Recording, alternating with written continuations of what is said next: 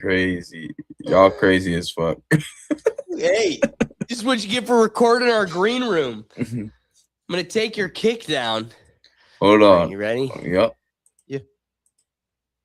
Just started. Here we go.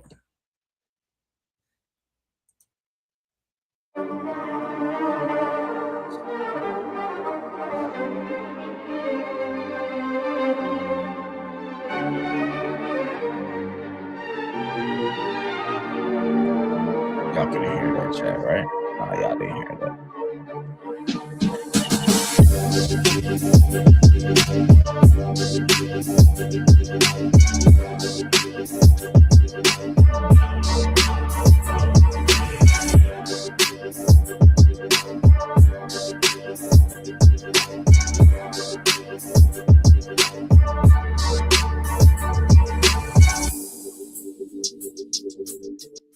Hey, what's going on, everybody? And thanks for joining us again. We're live. That was a good Happy cut. Tuesday. That was a good Power, precedent, and global pressure. Welcome back to the Rethink Tank Live. First, former President Bill Clinton and former Secretary of State Hillary Clinton have finally sat for on-the-record depositions in front of Congress after months of defiance and contempt citations. And the videos just dropped. What did they reveal? And what does it mean for political accountability in 2026?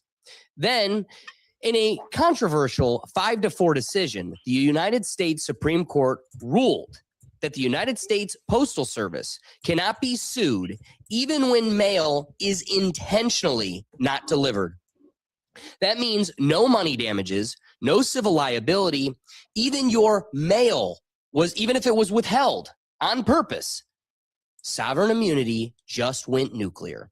And finally, Iran. Whether we're talking geopolitics, regional tension, proxy conflicts, or the potential for escalation, there's a whole world and a whole Middle East reacting to major developments that have global ramifications. And war is finally upon us. Accountability, sovereignty, and global instability. This is the Rethink Tank Live, and let's get right into it.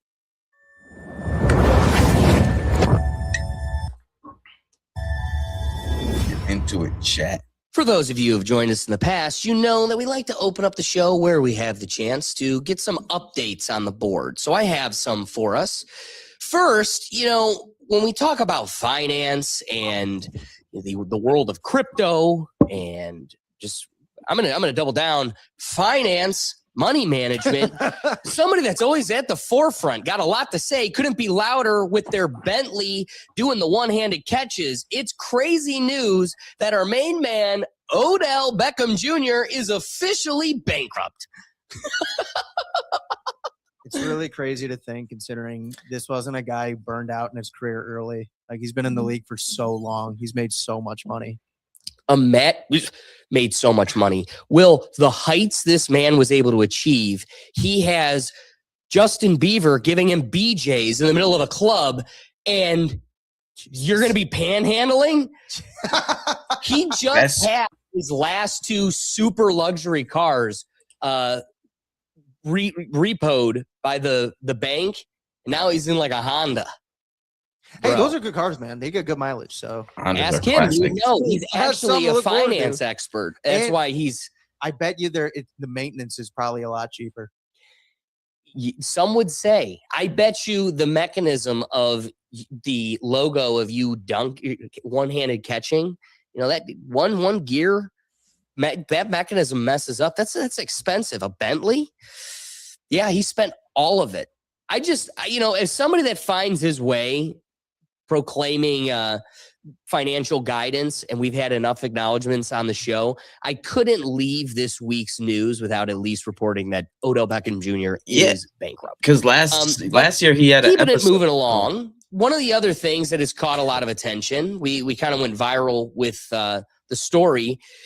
If you all recall, we talked about Pokemon Go and how Pokemon Go tends to what they did was build a geopolitical map or a geo map. And so now any video, picture, wherever you're at in the world, they are able to locate you exactly. It's tough when I explain that for it to really kind of settle in with people on what that means and how this works. So we created a geo map for the powers that be, and I want you to see it in operation. So this is a perfect example of how this is going to work and how we're all cooked for the rest of our lives. Oh, get out of here, old Dale. All right, let's start that over. It is funny to get his face when the kids talk. LeBron James.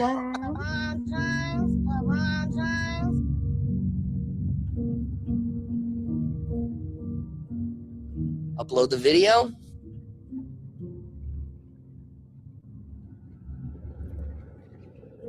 And you are right on the street.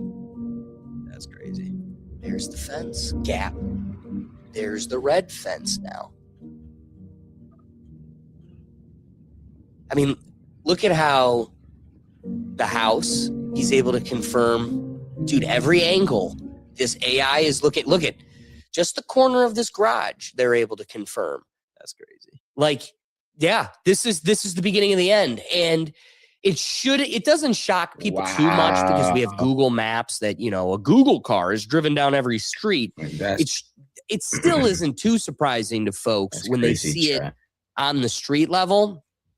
But that's what Pokemon Go did. It's wild that now you will be able to be in a deep, dense forest with overgrow, and they'll still be able to figure out exactly who you are.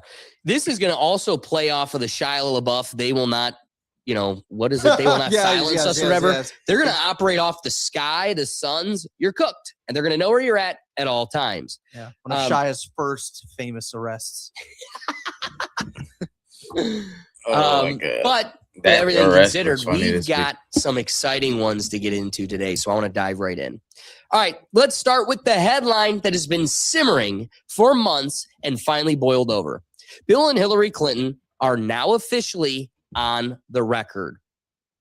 Former President Bill Clinton and former Secretary of State Hillary Clinton have both sat for sworn depositions, answering questions under oath as part of congressional investigation that has drawn national attention. This wasn't a friendly sit-down interview. This was recorded, transcribed, formal questioning. Attorneys in the room, members pressing for specifics, timelines being clarified, memory being tested. Depositions are where narratives get stripped down. There's no applause break, no rally crowd, no cable news spin, just questions and answers. And you get to be the judge in this court of public opinion. Now, regardless of where anyone lands politically, here's what makes this significant. When figures at that level testify under oath, every word matters. Precision matters. Consistency matters. What you say today has to match what you said years ago. And when you're dealing with events that have lived in headlines for decades, even a small discrepancy can become big stories. Supporters say this is transparency in action, that high-profile figures answering tough questions demonstrates the system working as intended. Critics argue it took far too long to get here, and the public deserves even more clarity. Either way, the fact remains. They're on the record now. And tonight, instead of arguing about summaries or reacting to secondhand commentary, we're going to watch portions of the actual deposition footage ourselves. You'll see the tone. You'll hear the phrasing. You'll notice what was answered directly and what required a little more maneuvering. No filters, no cable news, Chiron spinning it for you. I'm going to go right into the clips. And again, I'm going to leave it up to you to cast your opinion. But let's just start with this deposition here. This is how the tone. Hillary Clinton went first. She set the tone. And this was kind of towards the beginning of that interview. Let's see. I'd like to understand how that's permissible. Before the hearing was. It doesn't matter. We all are abiding by the same rules. I have There are another. photos that are being released of the secretary as she is testifying from inside this room. Can you please Which is totally wild. Benny Johnson did that. Totally crazy. But advise me as to whether or not that's permissible and consistent with the rules, particularly given that we have asked for a public hearing. If there are photos that are being released of the secretary as she is testifying, can you please explain how that I'm can done occur? with this. If you guys are doing that, I am done. You can hold me in contempt from now until the cows come home. This is just typical behavior. We will go off the record. Oh, for heaven's So I would like sake. to I'll give her that. That understand was a good how line, that's Job. permissible. Before the hearing was, It doesn't Excuse matter. me. We all are abiding by the same rules. I will take that down. Yeah, So I well, would like to take a break at this moment. Yeah, I'd like to have I'm a done conversation. for now. For Go off the now, record. Go off the do the show, Madam Secretary. It is funny how we're getting to exciting moments when you finally get to see her at the precipice of her cool. But the other thing that I want to point out, this plays in the Clintons' favor to the nth degree because they did want public trials. And it is frustrating that we're getting this now in clips and bits. Mm. The fact that you had a full testimony, the alleged perpetrator wants it totally public, and yet the administration that we truly deep down know is likely compromised is still putting the wall up. The most transparent, where's my Epstein file book? It says it, most transparent administration of all time. They still need to be able to put a filter over it. That's Let crap, us chat. That's ABC crap. chew it for They ain't you, true. and then we'll give you. They ain't and- transparent and no more. Take our word for it. We promise you How we're y'all giving feel you the about whole these thing. topics? They ain't Excuse transparent me? no more. So the fact that the Clintons were sitting here willing to do this totally live and totally available to the public, you dismiss that. You made it a closed hearing, and then some chump takes some like shoddy picture from the side, like sneaking an iPhone picture. Like that's low class. That's dog shit. Why was he even there to begin with? Why was Benny Johnson there? Exactly. Well, the way he was the one that released it.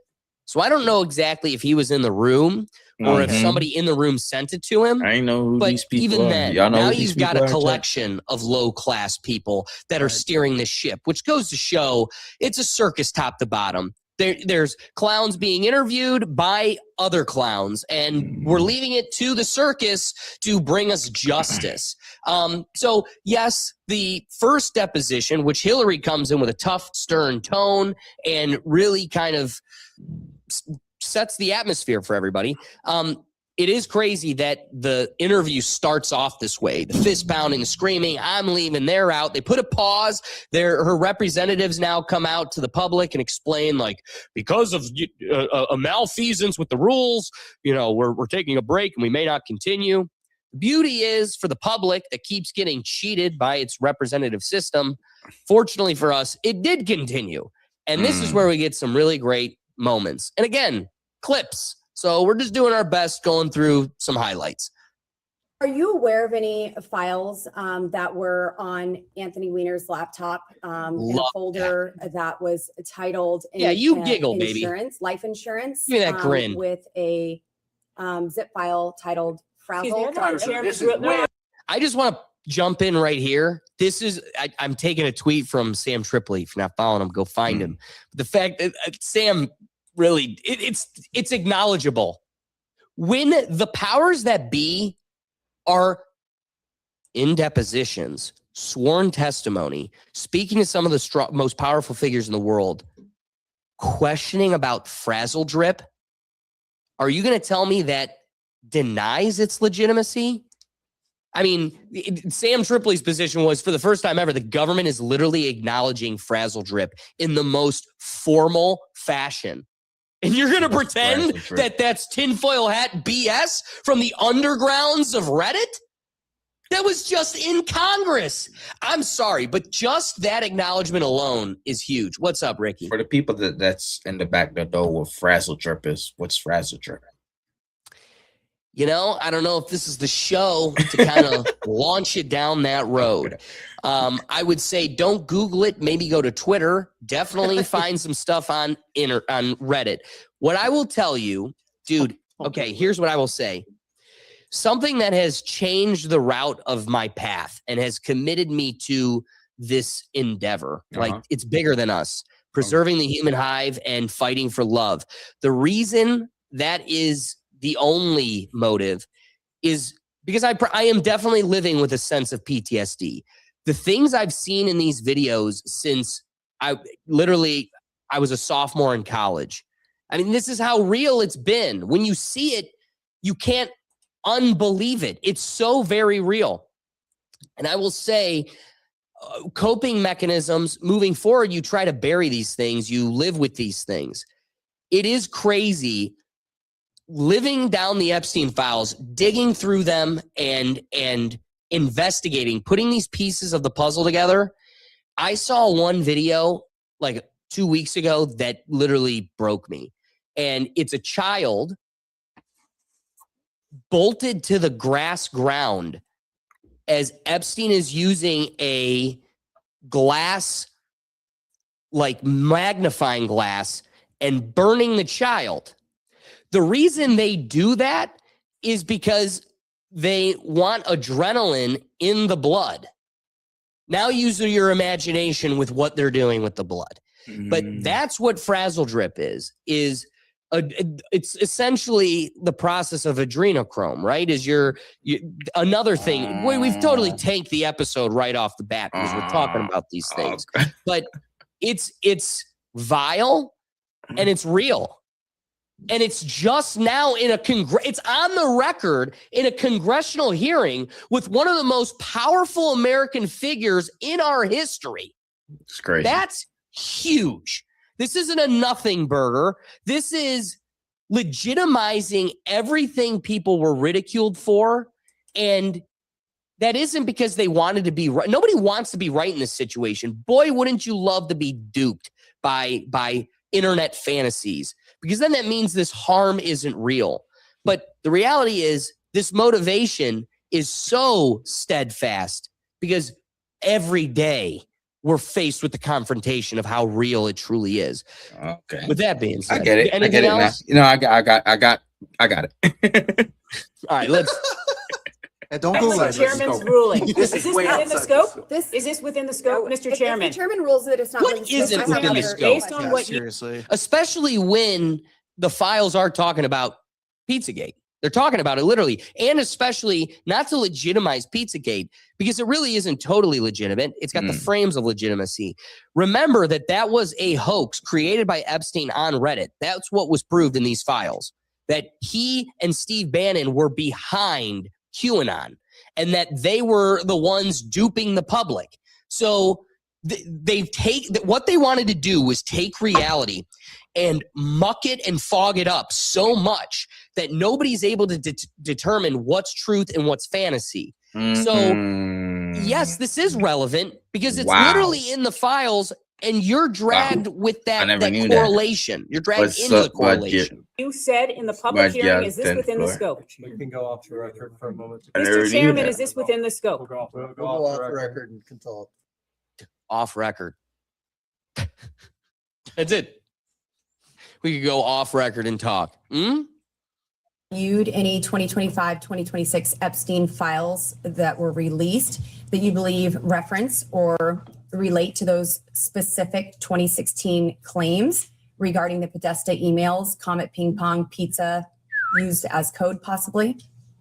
I'm sorry, does You're this asking relate? her about whether my she's God, let reviewed her answer. emails In the Epstein files. was related to the wacky Pizzagate. Wacky. You can characterize it however you want. I just would like to know. Wacky. Still nobody wants to talk about, dude, I could go forever. That guy who owned Comic Ping Pong is such a vile human. So again, a significant political figure is associating with a psychopath. Even if they're not doing crazy shit in a basement that doesn't exist in that pizza shop, it doesn't take away from the Instagram that the FBI had to scrub and the correlation between her and the pizzas that they were supplying each other. He need to be She's familiar with any of them. So your question is about whether or not she has reviewed any emails in the If your Epstein name is in the release file. files Mhm. about Pizzagate. Correct. Your name is in file. You need to be deposed. Pizzagate was totally made up. It was an outrageous And possibly jailed. allegation that ended up hurting a number of people, that caused a deranged young man to show up with his assault rifle and shoot up a local pizzeria. The perfect think tank trigger terms, by the way. Hit every box. Mhm. Assault rifle?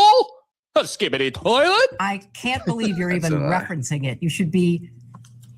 What's a There lie? are connections Be to specific. the language. I'm Well, not the talking QAnon about- people believe there are. So I don't know what QAnon have at people. Right, but bitch, Jeffrey Epstein is the QAnon people. That's why we're here. Believe. have at it. But you've accused certain parties, and I think even right now today, of promoting slow walking or read the information files? in ways that fuels conspiracies. In your view, did any Epstein All of this shit Maxwell is crazy. related investigations or file handling pre or post 2019 contribute to or intersect with the spread of Pizzagate style theories about Democrat figures? Objection. I have no way of answering. That is the Possible most speculation. ridiculously. Have you or your representatives identified any Epstein file content that has been Who are you talking to, misinterpreted Jimmy? online to revive those claims? I just agree And with what you, steps, if dumbass. any, have you taken to clarify?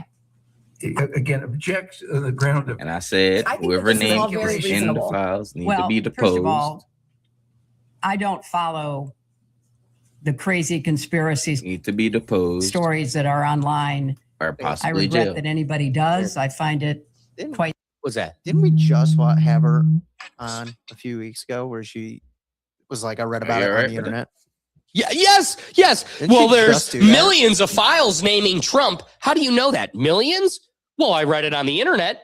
It's like, but again, what have I said? This is a direct attack at Democrats more than anybody. What was I saying since the beginning of this show? Years and years. Democrats have flawed logic in their brain.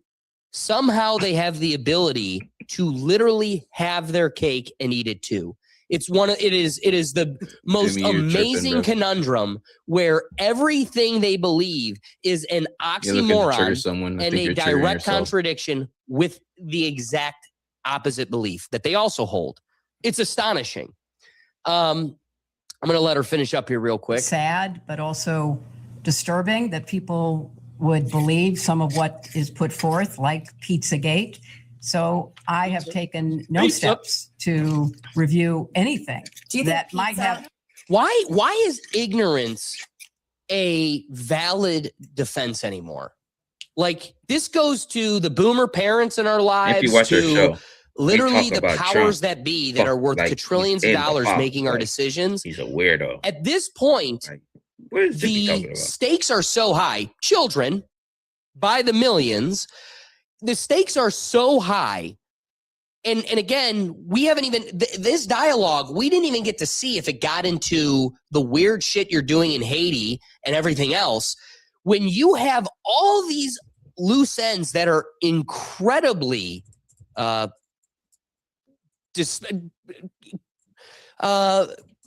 I don't know, doubt worthy. Why do you get to plead ignorance? Why do you get to say, oh, I don't look into that? Well, it doesn't matter. You're the most powerful person in the position anymore. So at some point, we need to hold them to that standard. Any connection to something which I think is totally bogus. Bunkus. But it's all totally bogus. All bunkus. So there's one more clip I want to bring in here that I'm going to end on what I think is probably the crowning jewel, the thing that brings probably the most value from Hillary's deposition. But first, before I get to that, I can't tell if this is a part of the same clip or not. Photos of your husband in a hot This tub is laying not- on a beach and getting massaged by other women, and you knew that Jeffrey Epstein was involved in some of these trips and these things. Did it concern you at all? I'm here not to offer my opinions. I'm here to answer specific questions to the best of my When ability. you saw your husband in these photos with a young woman being massaged, what went through your mind? I am not going to speculate.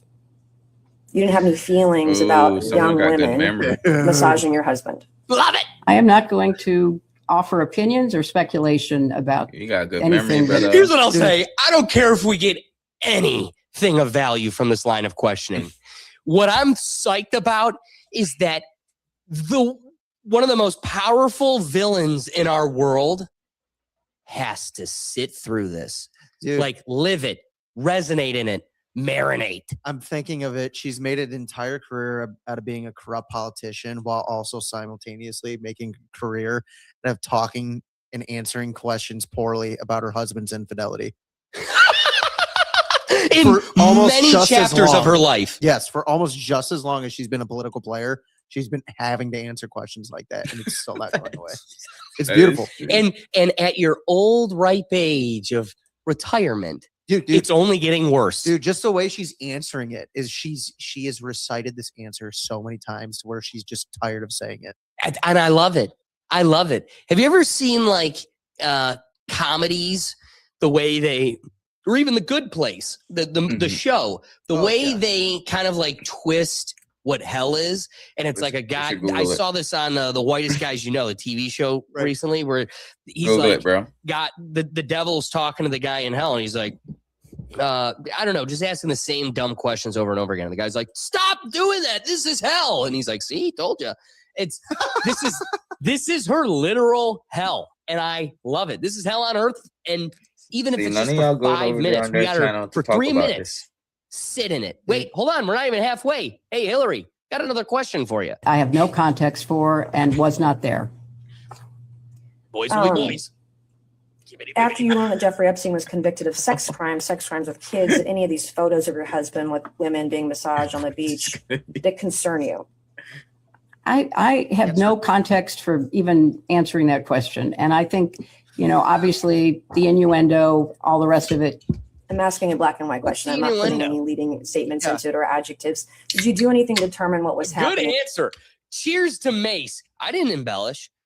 And white question. I'm not putting any leading statements into it or adjectives. Did you do anything to determine what was happening in those images or on those trips that once you saw these photos, once you realized Jeffrey Epstein was a Allison, get outta convicted here. sex offender of children, did you do anything to determine what was happening on these trips with your husband? I don't find any of your questions to be relevant to What? the investigation. What is relevant if a former Honey, your husband is in the hot tub. This isn't damn. relevant. This isn't relevant. Now, we're going to get to Bill here soon, but the same picture that literally has his tongue on the floor, he's drooling over himself in the hot tub. You find it to be there's no relevance? No relevancy. No relevancy. president was traveling around with young women? Well, you'll have a alone chance. with them? You'll have a chance to talk to him tomorrow. That's how you know a relationship's a business transaction. When she's like, "Hey, that's his to make." You said this They morning. just grew to that part in the relationship. You know what I mean? Like, his business is his business, my business, my business. How are you gonna let me? Dude, Ricky, how should I before know we- what Bill does? We haven't slept together in the same room since the 90s. You know? Oh, man. Well, me and Will, when we were getting ready for the show today, I even said to him, I go, "That's when a family is a corporation instead of a family." Too big Like- to fail. Dude, let me ask you a Yes. question. Do you think their children view themselves as actual people or stocks? I think similar to the Trumps, it's like, Mm. and I think they take it from the Rothschild playbook. It's one of those, See people? you will either Talk take all a the list of crown people. or a sword. Like, we will either lop your head off or give you a crown. You either rise to We the ain't one-sided. occasion to be an elite, or we trim the fat. It is crazy how like the show Succession really just plays out in real time. Now Yeah. we're really getting to see it and we get to laugh about it. Not solicit funds from Jeffrey Epstein, correct? That's absolutely correct.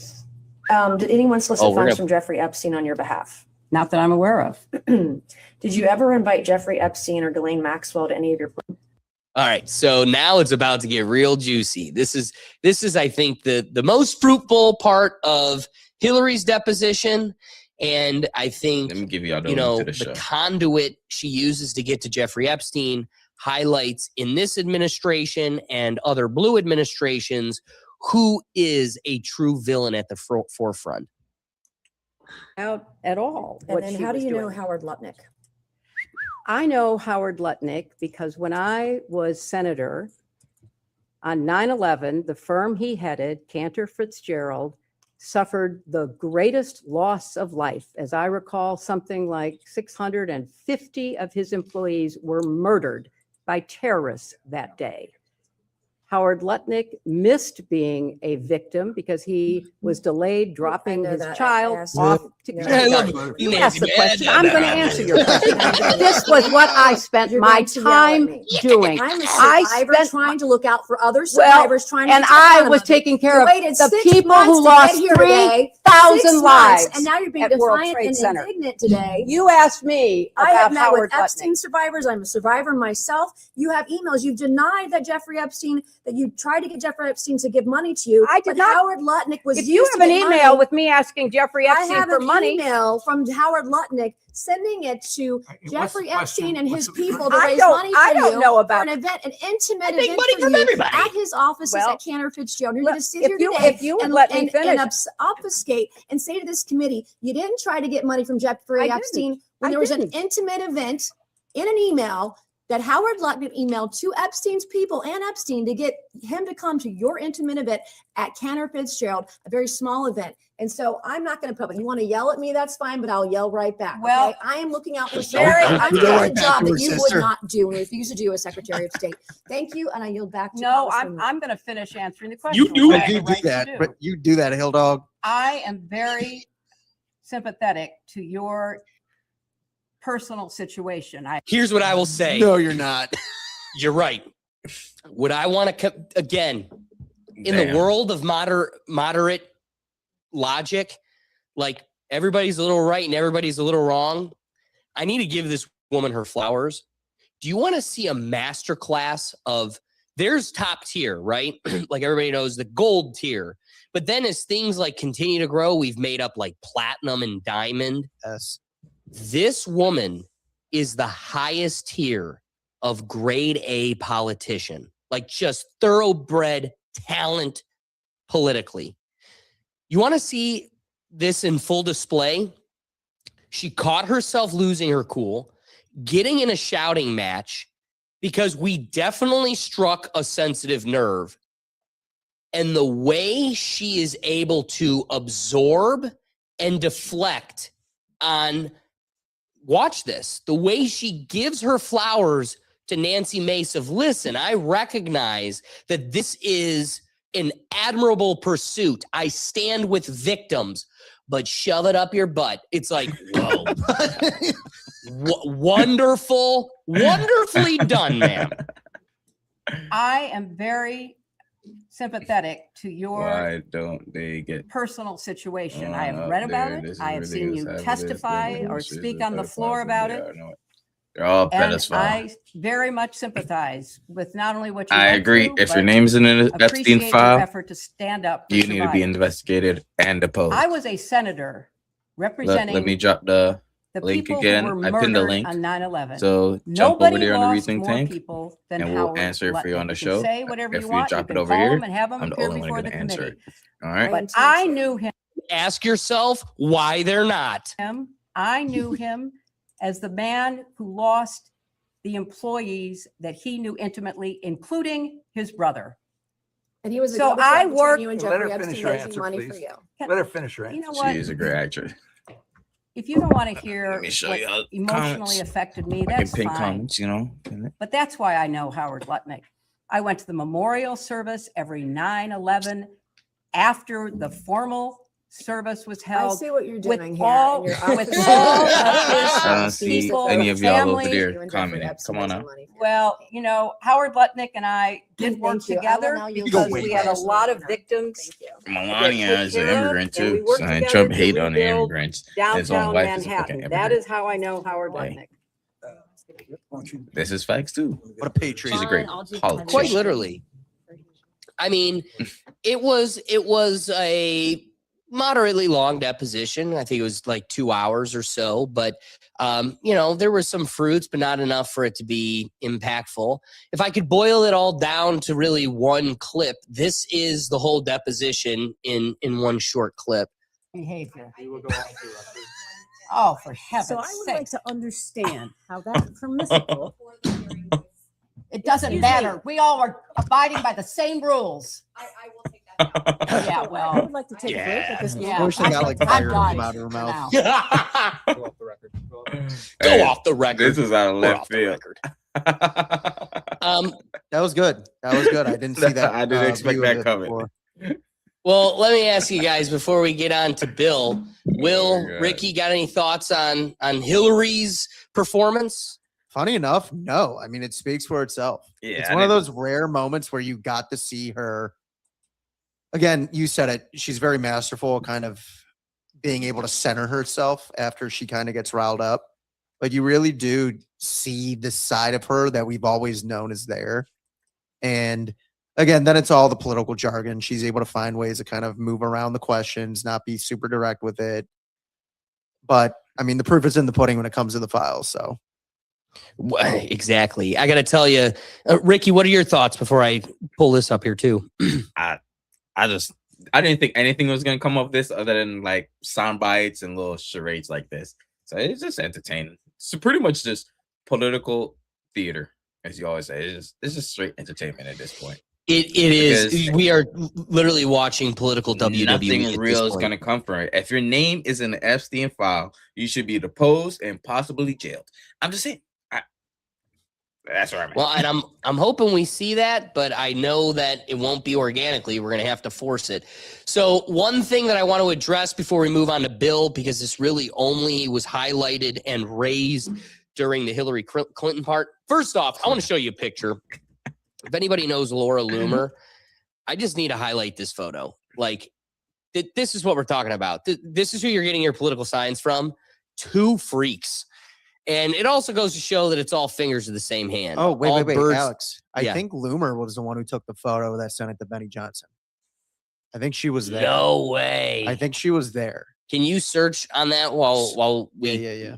So That would be curious. What's so that? this is a lady that's deposing Hillary. No. Nancy Mace, much more attractive. No plastic surgery. She is not a freak like Laura Loomer. Laura Loomer is a boot-licking shill that just literally barks, and she's that. You ever see the toy from like the 60s where you wind up the monkey's ass and it just sits there, and that's Laura Loomer. They actually pay her a professional salary to All right, do that buddy. in the political realm. It's actually crazy, but it's beautiful to see her before she diced up her face, and it looks like she's literally sitting next to a lizard that will do it for her. Hillary hasn't aged a bit. She looks. I pretty. know. She looks. You gotta admit, her lizard costume has held up. Done a good job. No, it was Bobert. Ah. Oh, all right. Well, hey, I gotta razzle some feathers. So, last thing I want to highlight that came These from people are that. crazy. Anytime you see Howard Lutnick laughing as the president is lying on stage, I want you to know this man is laughing at you. This face should always tell you he's laughing at you. Every time the president is publicly getting one over your eyes, this man is over his shoulder laughing his ass off. And as he laughs and giggles, I need you to be reminded, no matter how hard our transparent and honorable DOJ tries to hide it, this photo needs to be insered in your brain. This is a guy that said he never went to the island, never was friends with Jeffrey Epstein. He's the bald bastard over Jeffrey Epstein's left shoulder, our right. bro. First off, don't be worth billions of dollars dressed that way. Bad drip. Somebody. I said they're all dressed. Yeah, dude. Bad. Sandals, bad. You're worth too much money to be that bad and go. You're literally on. Let's go check out the shore and then go commit outrageous felonies. That can't be what you're wearing when you're doing that. That's just, it's bad taste. Poor taste. But a little story about this photo, why we need to highlight it. What the fuck you want them is- to wear? This was a photo in the Epstein files in the drop by the DOJ. Now ask yourself why they removed that file from the drop. Well, it can't implicate Jeffrey Epstein. That guy's Who's the apparently gone. 1, 2, 3? Nobody knows who these other folks Yeah, are. who's The the one other guy? dude's completely turned around, and I don't know the guy on the left or the right. But I do know the guy smack dab in the middle has a position in the president's cabinet and one of the most influential, persuasive positions This in coming. that cabinet. And yet Wow. it clearly wouldn't have anything to do with protecting this guy who continues to laugh in your face. So why are we bringing up Howard Lutnick? To remind See, you, Jimmy? in the Hillary Clinton deposition, what she provided us is that he was the conduit to Jeffrey Epstein paying her. He was the one soliciting all the money and getting the money for Hillary, and he was the one giving it to Hillary. Now, I thought Hillary was the enemy of Donald Trump. I thought that was a different political party. I thought that this is not one giant political mechanism. My wires just got too tangled right there.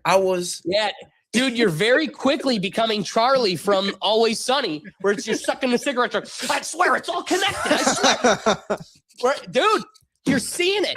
So she can sit there and bold-faced lie saying, I never even met the guy. Will, what did you discover from the depositions?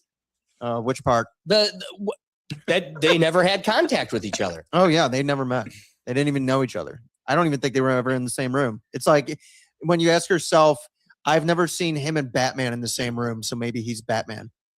No, but didn't you say that you saw the deposition clip where Hillary was saying, I've never met him? Oh, And- right. So there was, I guess, maybe an email that Epstein emailed someone. I don't know who it was for, but it was about Hillary. And Hillary was very adamant that she's never met him in person. And the email went, Epstein said essentially that Hillary is much prettier in person, which is kind of a curious thing, the word. If you've, like, why would you say that about someone if you've never seen him?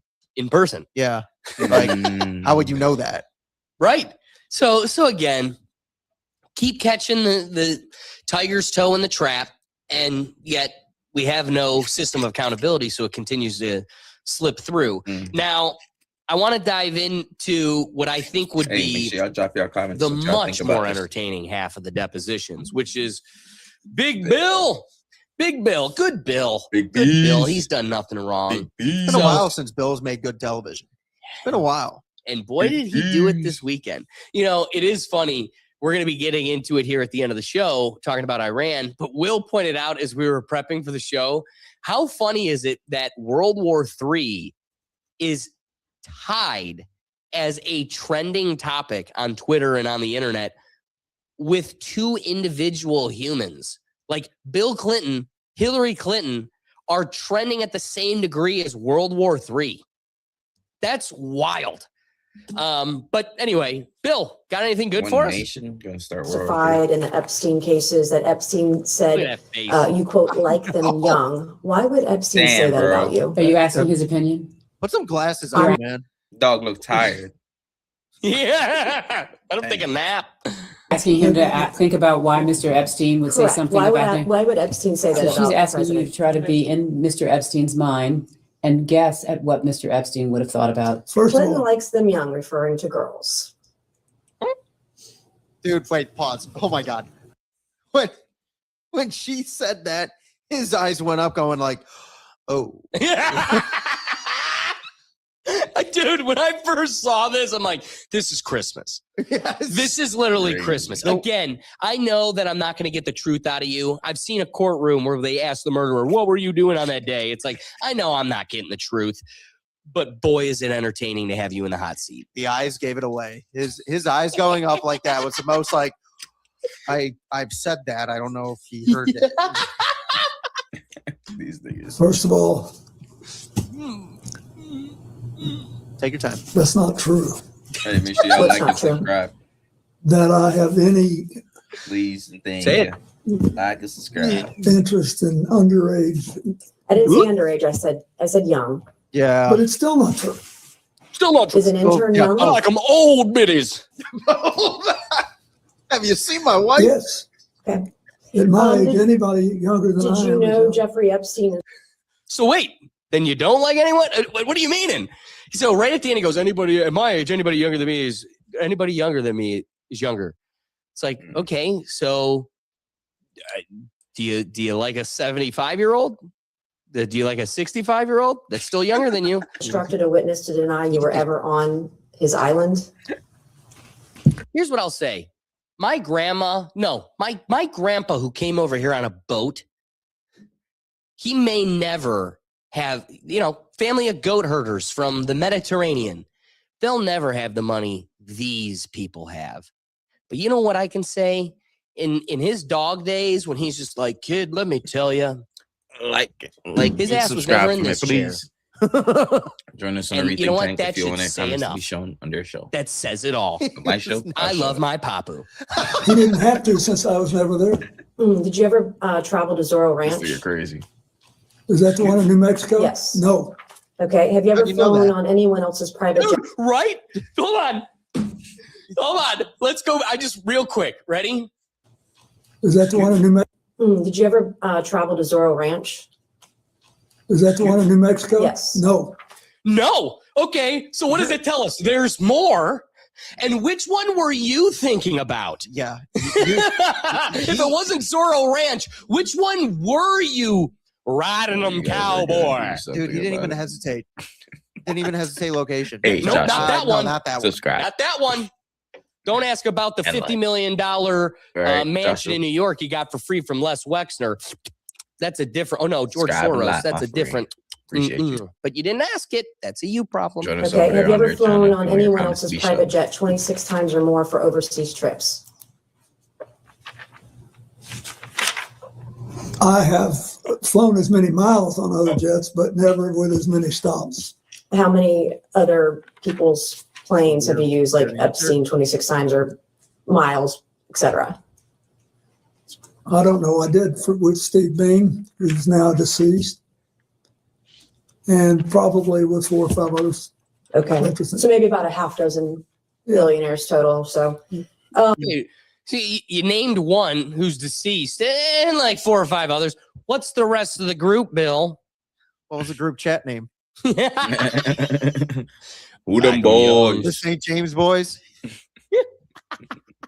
how many dinners did you have with Ghislaine Maxwell or Jeffrey Epstein in What's this supposed to attendance? mean? That fire. Or She's are you asking guys the gonna best do of your something about recollection. I it? have no idea.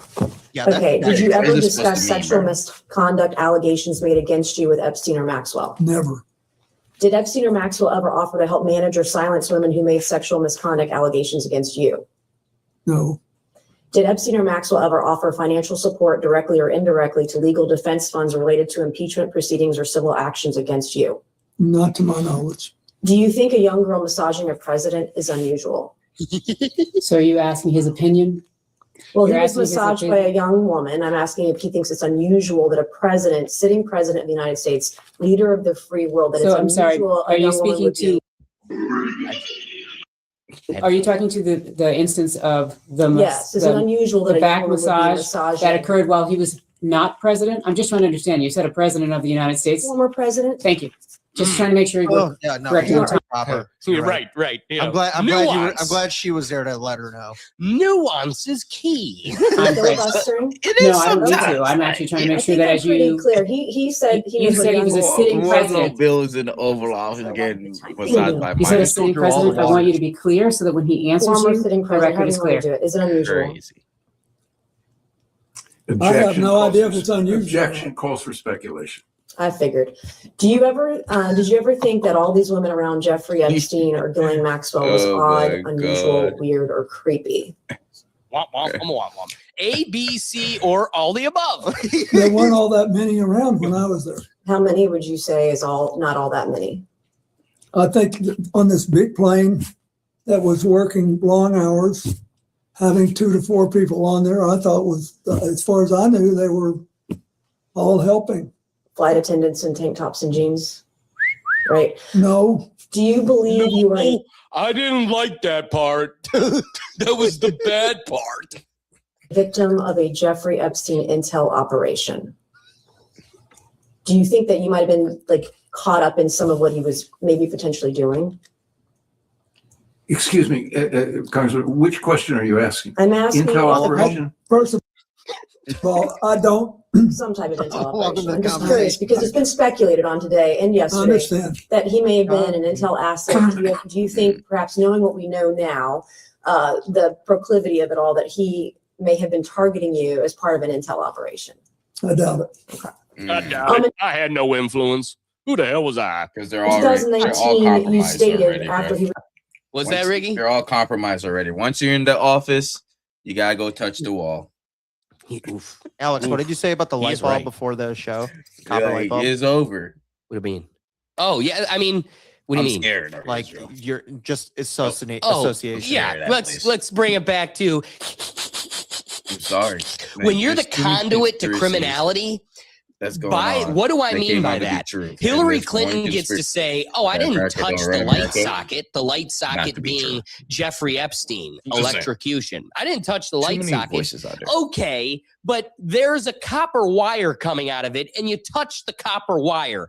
That's what I mean by him being a conduit to this criminal world. Yeah, you didn't touch Epstein directly. That's part of the mechanism. Look at Les Wexner, who testified before the two of them. The fact that this quadrillionaire who's running Ohio gets to sit there and go, whoa, did I sign over entire as I power of said the I attorney so word, this criminal could all do the views all dropped. this behind my back with my My money bad, and my bad. power? Yes, but that still Mm-hmm. doesn't mean I can't call or take the plea of willful ignorance. I didn't know that he was doing this behind my back. At a certain point, $1 quadrillion doesn't go unnoticed. Same thing here. It's, ma'am, you took enough money to move cities. Remember, Patrick, when the worm was coming in Yeah. the SpongeBob. SpongeBob world, Bikini Bottom, which is also Jeffrey Epstein's address, but we're going to save that rabbit hole for another day. Did you know that? No. Did you know that? That SpongeBob's driver's license in the episode where he gets his driver's license is literally Little St. No. James Island, his address. No, I did not. know. Yeah, I now did you not. motherfucking do. So That- now you know why the What? town's called Bikini That Bottom. is fucking So anyway, getting back to crazy. Patrick, what was his plan? Yo, To save us from the worm, we're that's gonna crazy. push the city. We're gonna move the city. That's I'm wild. just bringing it full circle. These folks would. Honestly, I got so distracted by the Little St. James, I forgot where I was going with Patrick. I mean, you already blew my mind enough. So Yeah. SpongeBob. The story is that they played SpongeBob to keep the kids entertained. No, it's slipping in innuendos I to just like laugh in your face. But again, just reminding you that it's just having enough plausible deniability that they're directly positively impacted, but get to say they had total ignorance and had no idea. Would be the second time. You stated you knew nothing of Epstein's, quote, terrible crimes since you only met, quote, briefly on only, quote, 2 occasions. Was this statement false? Excuse me, Congressman. That's not an accurate statement. Can you that please statement- share us the percentage? Yes, in 2019, as Look at him just sitting reported there. by the media, which the witnesses who testified. Look at the face of work going on either side of your shoulders. Like they're doing it. Like just watching these other, they're getting grilled and just like watch his face as they're like, well, hey, you caught a contradiction, but he doesn't have to answer that. And he's like, just work, do the thing, guy. Lady, keep talking. They're gonna make me do some things. All right. I got 2 more clips of good old Bill. Oh So my God, these let's idiots. get excited. Why y'all not over there on the YouTube, man? Their YouTube in the comments. Come on, love jump over this. the Rethink Tank channel over here. So if you don't know what's going on here, Bill is looking at a photo of victims, folks, whatever, in the hot tub. And he's enjoying this piece of evidence way too much. Them good old days right there. I had a mojito. Look at he takes it back for give me that back. Mm. I remember that little Reminiscent. dress. Look at that. She looked good. You gotta admit, she looked good. Okay, I remember that day. Good time. Look Mr. at President, we that. have about 5 minutes remaining in the majority's first hour. Yeah, that was the So I best just time of my wanna life. Ask you some questions related to the crimes committed. Oh by my Mr. God. Epstein and Miss Maxwell. His face. "Mhm, we did. We did Will do that. Will made a comment getting ready for today that just defines this whole moment. A 4-year-old looking back in their high school yearbook. Like, look, there's old Sally. Oh my God, we were so much less loose skin. It was a tighter day. The way he grabbed that photo was, oh my God, I haven't seen a photo of her in years. Yes, thrilled. Look at that. Look at You it. probably like, I wonder what she look like now. Glory days came back for a brief moment. And I gotta remind you guys, as we've done That's crazy. digs down the Epstein rabbit hole and done our investigations, Oh, you yeah. know, reporting our findings, it is wild to.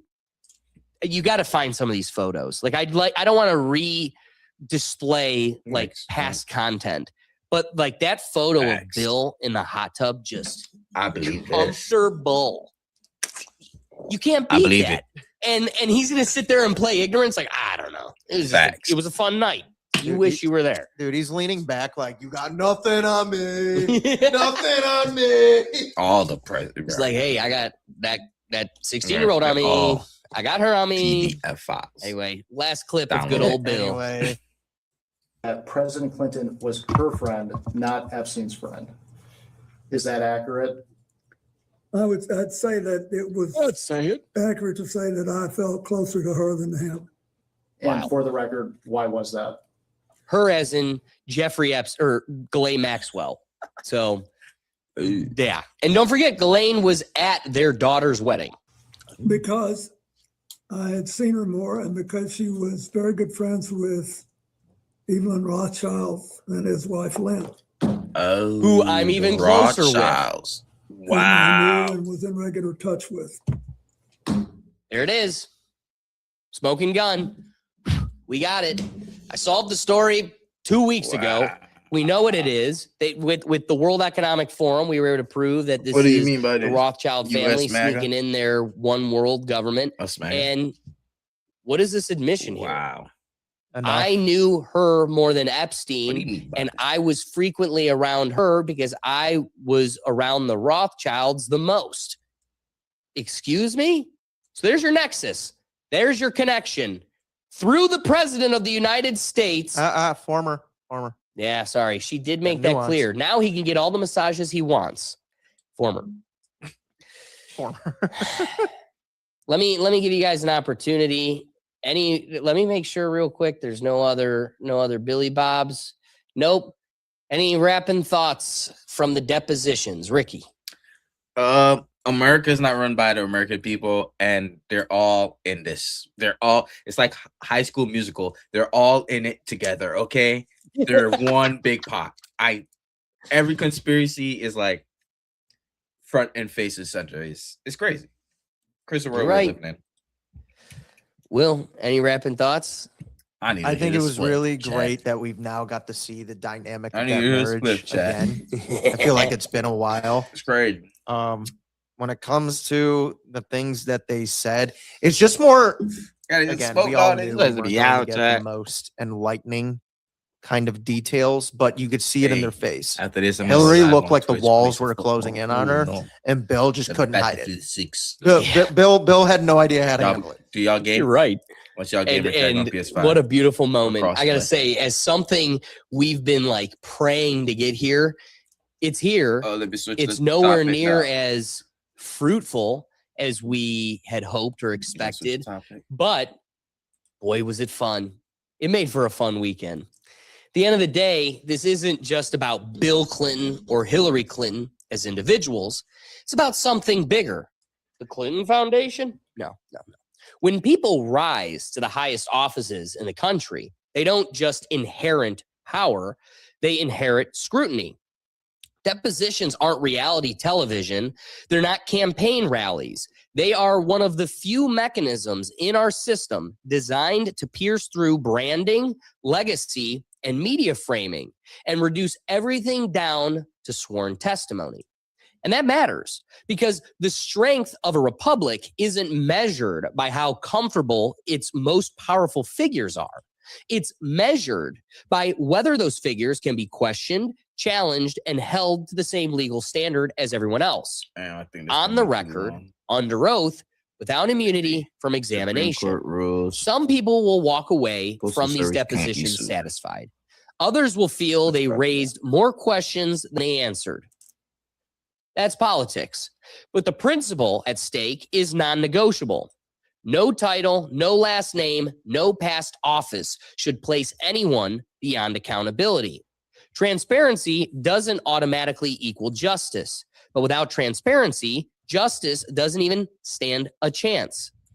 And whether you view tonight as closure, confirmation, or the beginning of another chapter, one thing is clear.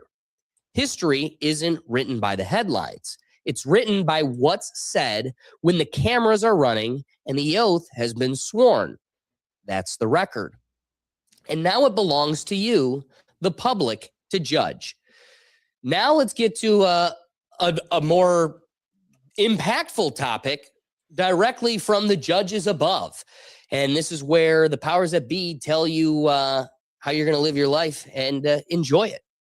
Let's turn now to the Supreme Court decision that just quietly rewrote a part of how Americans can or can't seek justice when the government harms them.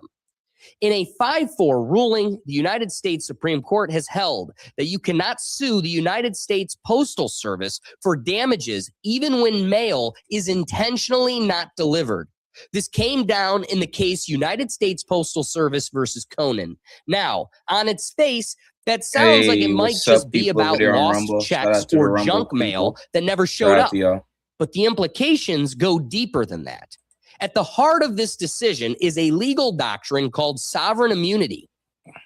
The idea that the federal government can't be sued unless it has specifically waived its immunity.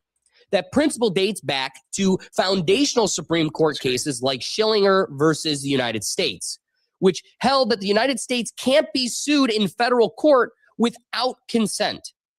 Under a federal law called the Federal Tort Claims Act, the government does waive that immunity in some situations, allowing people to sue the United States for certain harms caused by the government employees. But there's a carve-out known as the postal exception.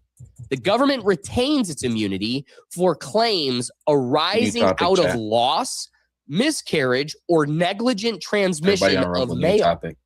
In this case, a Texas landlord named Labine Conan sued after postal workers allegedly refused to deliver her mail and her tenant's mail for roughly 2 years. Conduct, she said, included racial prejudice and resulted in financial harm.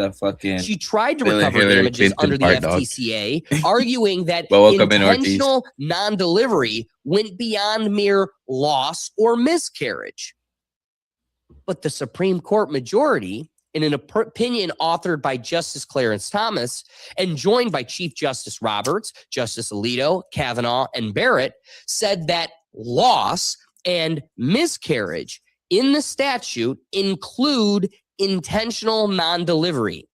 They looked at how those terms were used when the law was passed in 1946 and concluded that Congress didn't limit the postal exception only to accidents or negligence. To the majority, that means the Postal Service enjoys sovereign immunity even when employees intentionally withhold mail. In the majority's view, broad immunity here prevents floods of lawsuits tied to everyday postal issues, preserving the stability of the mail system and limiting costly litigation. This is crazy. On the other side of the aisle, I have one Justice Sotomayor, joined by Justice Kagan, Gorsuch, and Jackson in the dissent, strongly disagreed. They argued that the statute's exception was meant to cover negligent loss or delayed delivery, not intentional misconduct. To them, saying that withholding mail on purpose is the same as losing it accidentally, which stretches the law well beyond how Congress intended it. The dissent warns this interpretation shields intentional wrongdoing from accountability. I love this dude's smile. So legally speaking, the court didn't say the Postal Service can't be held reasonable or internally or ethically held responsible internally. I didn't see yesterday. It said under current law, you can't sue them. in federal court for money damages We have over one new one. intentionally undelivered mail. We have That immunity Jumbotron and that applies bitch even now, if Ortiz. harm We is have Matumbo deliberate, and Jumbotron even if and it that results bitch, bro. in lost income, missed Jumbotron is medicine, crazy. or other serious consequences. This was a close decision, 5-4 split, right down the middle, showing how sharply divided the justices And are none of these over are how like to this. interpret sovereign immunity and the reach of its existing statutes. It highlights a fundamental tension in American law. Do we interpret government immunity broadly to protect public functions or narrowly to protect individual rights when the government causes harm? Because at a time when mail still matters for ballots, legal notices, checks, prescriptions, and documents that have real consequences in people's lives. Thank you. This decision means one thing clearly. No, not Twitter. If your Twitch. mail Oh, you don't isn't have Twitch? delivered, Oh, I even got you, bro. intentionally, I got you. your only remedies lie outside suing the Postal Service itself. And in an age where trust in institution is already strained, that's a ruling with real weight for everyday Americans. On its surface, Will, what do you think before I kind of develop that a little further? I mean, no, I love it when the Postal Service is outside the law jurisdiction. I think that's amazing. Especially when the Postal Service has become such an utter failure. Like, we at the internalized that it is an unreliable resource. However, it holds very real ramifications with service. So now people are going to, it becomes more costly. You got to do certified service or certificate of service and or certified mailing, certificate of service. You do these different variations. It costs more and they still aren't having a higher success rate of delivery. I mean, at that point, these people that let's say it's you're doing an eviction, like that's not that person's first eviction. And so they know what they're looking for. And they'll make sure you never get service. They're never answering the door for that postal service. And now you can't get delivery or service. Now you can't go forward with your hearing. So it's causing all these complications and knots. Ricky, what do you think? I got a question. So what if they're not delivering my mail for 3 months and I got selected for jury duty? Can I go to the judge and be like, hey, I ain't show up because I ain't get it, or I'm gonna be issued like a warrant or something, a bench warrant? Well, and here's what I'll say: like our court, you're not really gonna get a warrant, but at a certain point, we were getting really desperate as COVID let up, getting people to show up for jury.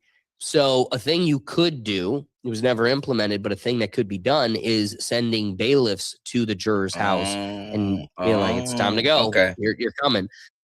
Yes, you could be under contempt. Yes, but it's a bad political look. Judges try to avoid it. You're often not going to see it, but a higher court, you definitely will. So like if you get called down to the county or you've got like federal court, I'd show up. It's not you worth can't show up risking. if you didn't get your mail that the federal government said yes. It's not their fault. So circling back to your point, I want you to see how severe this decision is. When it gets, what they decided is if it gets lost and you have real damages, so you don't get your medication and because of diabetes, you lose your foot, or, a judge puts you in jail for 2 days because you didn't show up for jury, you didn't get your notice. That's a damage that literally you go to law school, you could take a damages course and the whole course is based on like, if a guy dies, this is how much the courts have kind of valued a human life at. If you lose a finger, this is kind of what a finger is valued at. If you had emotional distress, this is what that's valued at. And damages is literally a course that kind of scripts out how case law has valued all of these types of things. So there is a damage value to losing my foot because I didn't get my diabetes medication. There is a damage value to me sitting in a jail for 2 days. What this Supreme Court decision said is, no matter what happens to you, I mean, it really sucks if a judge doesn't show mercy and take into account the mitigating factors that were outside of your control. Wow. You definitely can't collect on damages with us. And Judges also have immunity, so you're also not getting anything from them. Wow. So you're at this point where they just created a situation where the government can intentionally, before it was accidentally, like, oh shit, did we lose your jury notice? Sorry, you sat in jail for 2 days. Can't sue me. Now it's, I want to get Ricky in trouble, and I crumple it up and throw it away. You still can't sue me. Ha ha. That is just Love it. effed all around. Yeah. You know what's crazy? As I was getting prepared for today's episode, it took me back to Kavanaugh's hearing when he was being sworn in and the Democrats were against his swearing in. That was definitely a political play. I mean, they had a psychological professor and psychological expert from, I think, Harvard or Yale come in, and like that's where they were berating each other. You know, she's saying it happened to me when I was 60. It was all a giant psyop. And at the time, I bought into it. Because it was such an absurd hearing. I just thought this guy was getting such a terrible shake. It was unfair. However, now with everything boiled down, I wish I knew at that time that Kavanaugh was the attorney that or the judge that assisted in the Patriot Act, which again is literally why what's this face in Russia? I can't even think of it right now. It's not our Snowden. buddy who's exiled. Snowden. The fact that Snowden is banished from our country because he sounded the whistle on something Kavanaugh brought into our country. Wasn't this brought up? Well, I know, dude. I know. Because that's how you know it's all a political charade.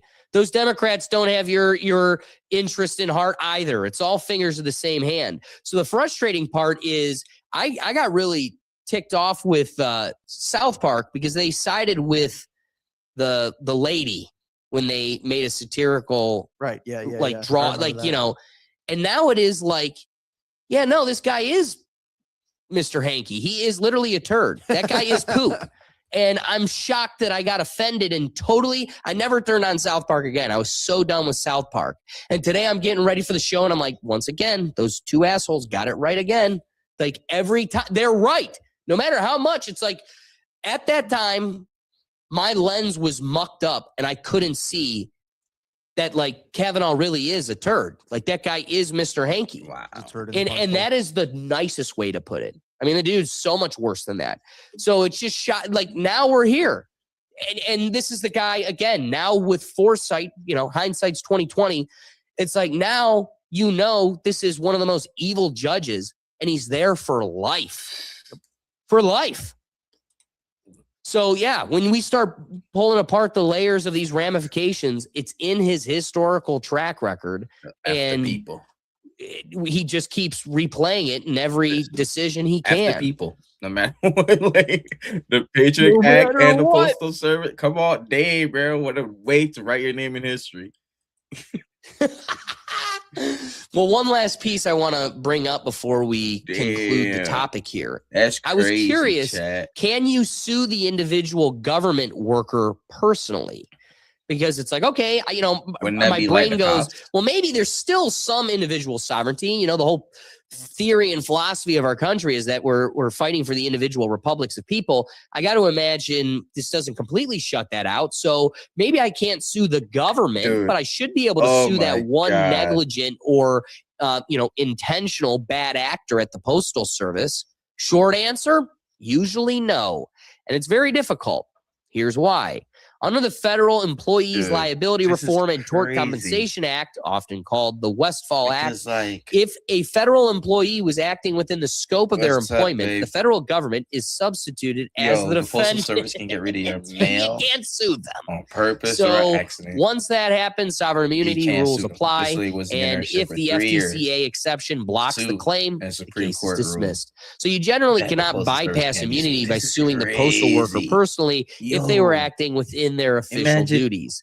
There are limited exceptions. If the employee acted outside the scope of employment, you may attempt a personal lawsuit, but courts interpret scope very They broadly. ain't getting you shit. If the And conduct there's no violated a repercussion for them. clearly established They might constitutional lose their right, job, a but, plaintiff might like, attempt what's known as a damn, Bivens claim. that is However, the crazy. Supreme Court has You can't even sue dramatically cops. narrowed You can Bivens sue the action police department. in recent years, and courts are reluctant to extend them into new That's wild. areas, especially postal operations. That's wild. So practically speaking, if a postal worker intentionally withholds mail while performing their job, the individual employee is usually shielded just like the agency. Dude. That's what makes the immunity doctrine so powerful. It doesn't just protect the institution, it often protects the individual Hey, my acting love, how within you it. doing? So, What's up? yeah, cooked in every angle you try to cut it. bro. Because like you can sue the city, you can sue the police department, you can sue the freaking officer if he doesn't have qualified immunity. Like that's a whole nother thing. But like, if you pissed off your postal person and they're just like, "Fuck you, we ain't come back here." Your dog pissed them off once, bro. They can't get fired, but like legal, like there's no other ramifications other than you complaining to the postal office and hope they take action. You're so right. Wow. Will, what do you think? You better be greeting your postal worker outside every day, going, "Hey man, it's Bro, really good to see you You today." better have water out I've never been happier to see You you. better have water and little crackers and biscuits out there for your dogs now. Give 'em leave 'em a little milk and cookies, leave a little treat every day. bring me presents. I've been a good boy this year. Start talking a little crap about your neighbor. Yo, that's the other, like Just start talking about you don't know what the There's neighbor good says people- about you. Yeah, you don't, man. Jerry down the Yo, road, he's there's not a bad fan, apples dude. in every I love it. environment, bro. And people that just do malicious crap just to do it, just to test their power, bro. There's gonna be so much crap that come out of this, and it's gonna. I I think you're can't right. wait for that one first person to just hear about this and be like, Birdman rub his hand and like, let's see how far he can go. And you just nailed it. What made me realize how right you are is the reminder of like I think it was the 80s, 90s at the latest, but I think it was the 80s Please when don't post them. the term going Yeah. postal became like socially relevant. It's like these are the people that are snapping their psyche for the narrative was that it was folks that were snapping their psyche from doing the same mundane job. And, it was, people are going crazy doing this job. It's like, add that element, add now today, no offense to these folks. I hope my postal worker isn't watching so he doesn't intentionally damage my mail. But these aren't the highest rung of performing members of our society. And so add on to it that it's a job that snaps your psyche. These are not the most sophisticated members and might have their own internal issues, which what do I mean by that? That's the highest likelihood of somebody that's going to get petty. Like Ricky just said, this is just a tiny little bit of power they have in their life. And the person that they can't stand, they're just going to be like, every time they get their mail, just like, I hate you, Susan. You slept with my boyfriend in 12th grade. It's still a federal crime to open someone's mail. It's still a Say that federal again? crime to open someone's mail. But what if you're the mail person on the job? Here, you know what? I didn't open it. I just peed on it. It stayed totally intact. Yo- Can't prove it. It's just soaked now. Wow, It's just so. that's crazy. Or just literally, I gave it to Pennywise. Yeah. I just put it in the gutter. It's gonna be so much shit come Wah, from wah. this, bro. It's crazy. I'm just Dude, amazed. they're gonna call it the U.S. Postal Wars. like they didn't even put Add it to the list. like they could have like If we're not shaved it juggling down a little enough. bit to like it has to be like an extreme circumstance where you can do this or that. Like there gotta be some type of check. Like this is just balanced all their way. Dude, like, think about that. oh my god. A landlord and a tenant were both having their mail intentionally lost. And the government was like, yeah, we don't care. Yeah, we don't 3 care. years? That sounds like a you problem. Yeah. Maybe next time, don't piss off Suzanne. We put a lot of faith in Suzanne. She shows up to work every day. And we're going to let her throw your mail away if she wants. That's That's wild. so crazy. Any other rapping thoughts, or I'm going to close That's it out bro. here? That's wild though. Yeah, we hit all the golden points. of We this. hit it all. We hit it That was all. our third topic. Iran. In the United States Postal Service v. me change the Conan, the topic. court Let me didn't change say the topic. intentional misconduct is good. Didn't say refusing to deliver mail is acceptable. What it said YouTube in a woman 5-4 today, I ain't gonna split lie. is that I guess like Congress 50. wrote sovereign immunity YouTube is broadly woman today. enough that the Postal Service cannot y'all be think about sued that, for though? money damages Postal people when can't mail get in is trouble lost, for purposely miscarried, not or not giving y'all delivered, mail. even Y'all don't find that intentionally. crazy? And that takes us to the core principle at Y'all issue. don't find that crazy? Sovereign immunity. Sovereign immunity is the doctrine that the government cannot be sued unless it explicitly consents to be sued. The Federal Tort Claims Act partially waives that Crazy. immunity, but it also I'm includes carve-outs. The majority held that this postal carve-out is broad, and unless Congress narrows it, the courts topic. won't. The majority framed it as topic, a new matter topic, new of topic, statutory new topic. interpretation and institutional stability, preventing a flood of litigation against a massive federal system that processes billions of pieces of mail annually. The dissent framed it as a matter of accountability, arguing that intentional wrongdoing should not hide behind language meant for negligence. I could not agree more. And that tension is bigger than the Postal Service. It's about where the line sits between protecting government operations All right, and over here on protecting Rumble. individual citizens when harmed by those Topic operations. 3 The Rumble. court essentially said, if you want this changed, Topic 3 talk to Congress. Because in their view, Iran. it's not the judiciary's job to rewrite the waiver, essentially knowing that nothing gets done in Congress. And that leaves Americans with a reality that feels uncomfortable to many. When the government harms you in certain ways, your remedy may not be in a courtroom.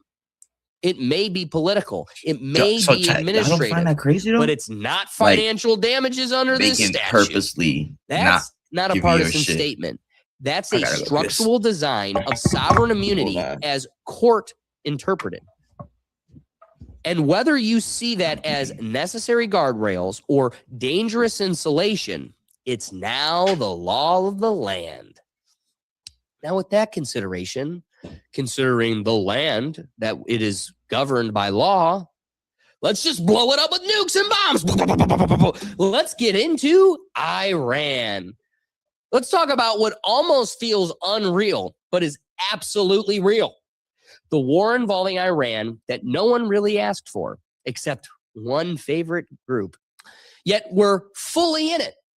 Over the past few days, the region has flipped from tension to full-blown military conflict. The United States and Israel launched coordinated strikes on Iran, hitting missile sites, infrastructure, leadership compounds, and other strategic military targets across Tehran and other cities. Just in the initial assaults, reports indicate dozens of high-ranking officials were killed and key facilities were damaged. The situation escalated even further with the death of Iran's supreme leader, Ayatollah Ali This Khamenei, is crazy. who was This reportedly orange killed in the TV opening shit. wave of strikes. What that mean, That bud? alone is a watershed moment. We're not talking about isolated bombings in the desert or a tactical operation hidden from public view. This is the removal of a head of state in a direct military campaign, loud That's and two. in broad That's daylight. two. You took out In Venezuela response, and Iran. Iran has launched missiles This nigga and drone Trump. attacks across the What is Middle speed, East, bud, yo? targeting Israel, United States bases, and Gulf state facilities in countries like Bahrain, Chat, Kuwait, this and the shit United Arab Emirates. Crazy.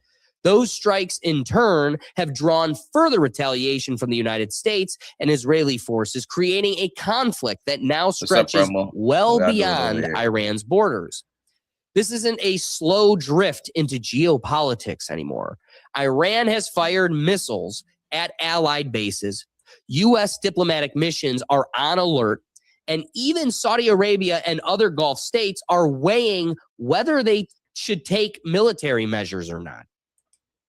The White House is publicly keeping the frame narrow, insisting this is Topic not three, an Iraq. endless war or another Iraq. Y'all feel Officials from the feel like Pentagon and the it's gonna be World War administration III? say the Let me goals make a poll. remain limited.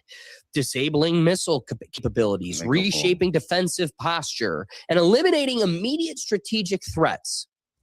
But there is no firm exit timeline, and military leadership has been clear that the buildup continues, and as they also flirt with American boots on the ground.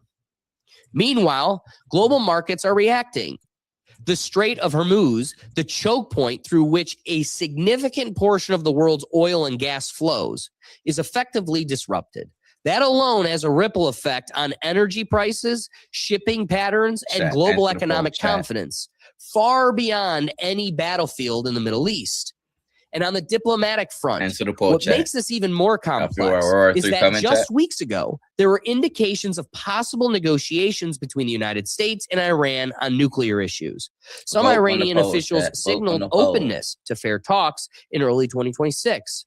But in the midst of growing pressure from hawkish elements and shifting strategies from Western allies, that diplomatic window effectively closed as military action began. So here's the uncomfortable truth. We're not watching a proxy war. We're not watching regional tensions from a distance. We're watching a hot conflict involving the United States and Israeli military engagement with targets inside Iran, and Iran firing missiles and drones back across the region. It's not hypothetical anymore. Tanks aren't just on the ground in a foreign desert. Missiles have intersected with civilian infrastructure. Oil checkpoints are in jeopardy, and multiple nations, not just the primary combatants, are already drawn into the firefight.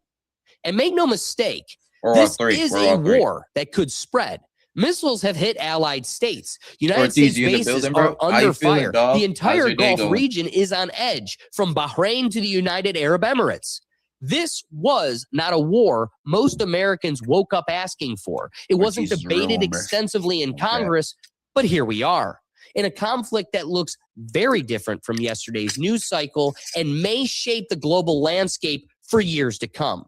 One which the president calls justified self-defense, but the question begs, does the rest of the world see it that way? What's crazy about today's topic is the public is going to be able to be the judge and jury for themselves, just simply, which has been the theme of today's entire episode. I say that because the unflattering beauty of living in the present moment is you get to have this front and center. You get to have a front row view of a war going on the other side of the world. So kind of to kick things off, I want to go to future president, Republican war hawk that keeps getting the toes kissed of both sides of the aisle and is a shill for God chose him personally. But anyway, Marco Rubio comes to the defense, and I want to see if you could pick up the little slip of the tongue as he brings up the reality of our situation. This operation with a very clear goal in mind. I haven't got a chance to see a lot of reporting. I don't understand what the confusion is. Let me explain it to you, and I'll do it once again as clearly as possible. Perhaps you'll report it that way. The United States is conducting an operation to eliminate the threat of Iran's short-range ballistic missiles and the threat posed by their Navy, particularly to naval assets.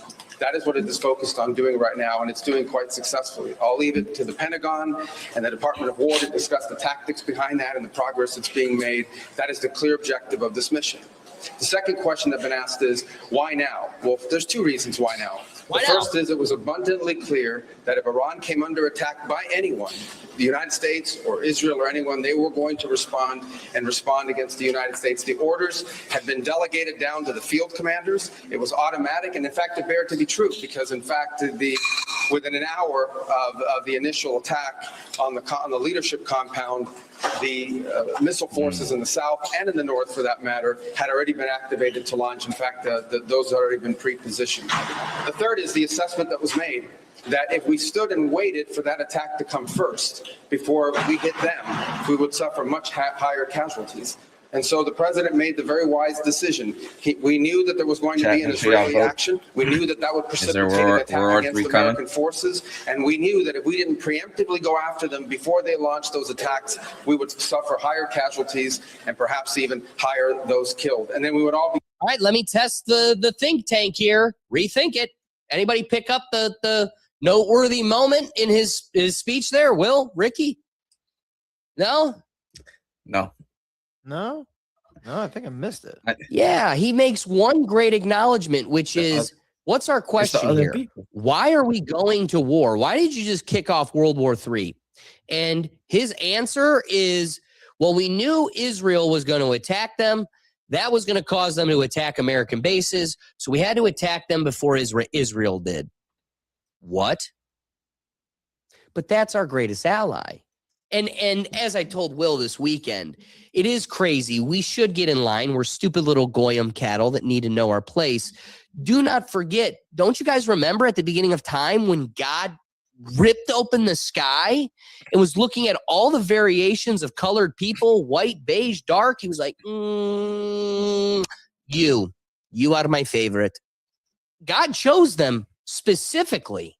So you shouldn't doubt when all your tax dollars and all your American men die at the hands of God chose them personally. So anyway, a little slip of the tongue there that I think really highlights what's truly going on here. But, you know, if I really wanted to get a grasp of reality, the person I should really go to is the commander-in-chief. Mr. President, today, what did you have for us? We're having negotiations with these lunatics. And it was my opinion that they were going to attack first. They were going to attack. If we didn't do it, they were going to attack first. I felt strongly about that. And so I want you guys to realize one thing.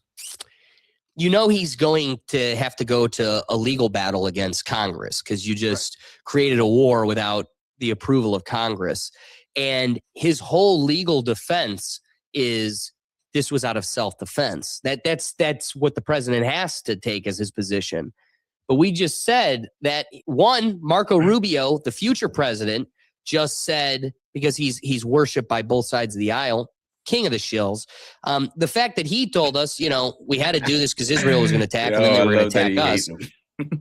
Okay, that's not self-defense. You just told us it was in retaliation to our ally doing it. And then also the president just said, well, I had to attack because I had enough evidence to know they were going to attack us, and I wanted to be preemptive. Excuse me, sir, there is no operative use of preemptive. You can only be reactive in a legal defense of self-defense. Self-defense means there has to be an offense. That means you literally have to wait to be attacked, to do anything. So there is a full admission here by both sides. If your whole premise is self-defense, the president just admitted, I did this preemptively. Not necessarily. Preemptive. They've been chanting death to America for a lot of years, bro. Yeah, I've been hearing that. And you know what? How do I? Sure.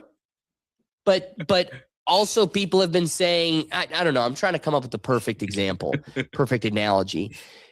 You know, I think ants have been trying to topple over the New York City forever too. Look at the rats. The rats are what is a rat compared to New York City? It's like you're not. If we needed to do extermination, we could. This isn't a real problem. They're rats. You know, like great negotiators, great people that do this very successfully and have done it all their lives very successful. And based on the way the negotiation was going, I think they were going to attack first. And you can't think in self-defense. You have to know. You have to know there was imminent danger. But I think negotiations were going sour. They didn't like my deal. I gave them the best deal, the greatest deal. I don't think they liked it. So I nuked them. I took out their big daddy. That isn't the grossest thing that came out of the president these last couple days.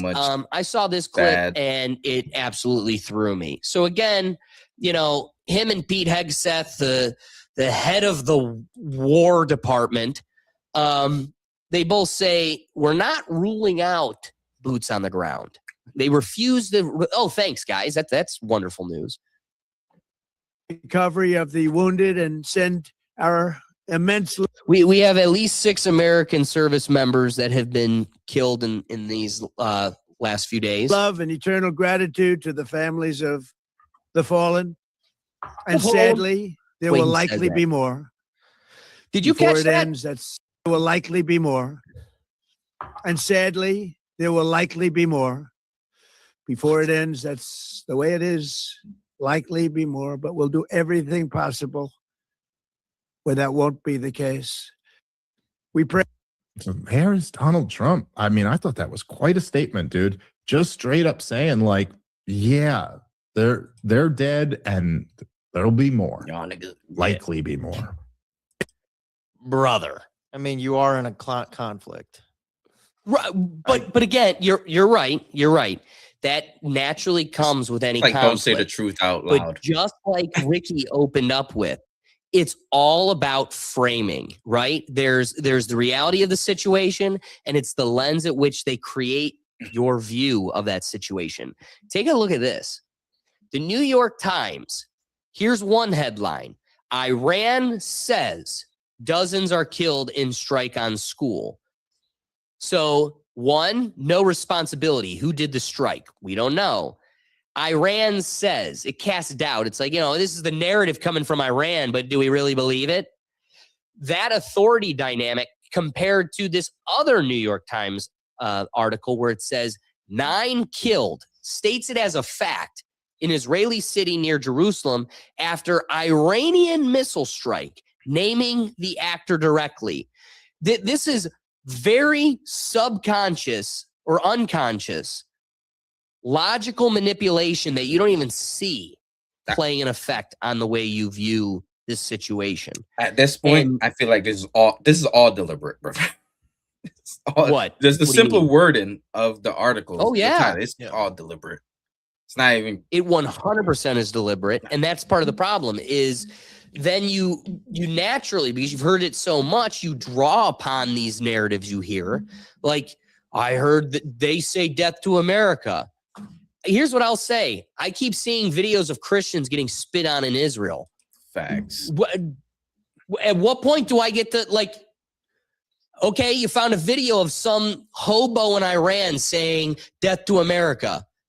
I know an entire country that's living for free off of my tax pay. You are taking half a paycheck every 2 weeks. So that guy that spits on Christians in Israel gets to live for free. Free healthcare, free food, free schooling, all paid for by us chumps. Well, were you going to say something, Ricky? Or should I No, keep you're going? good. You're good. All right. I want to, so there's all these different opinions of the war and takes on the war. I want to provide a couple variability or variations of that. First, kind of a position that I'll always resonate with. A guy I like getting my political takes from in the news. I love listening to Dave Smith. This comes from Part of the Problem podcast. Be sure to check it out. Love him and Robbie the Fire Bernstein. Here is first Dave Smith's take, and then I got a little clip from Robbie the Fires. They got just 2 quick great points that I want to acknowledge.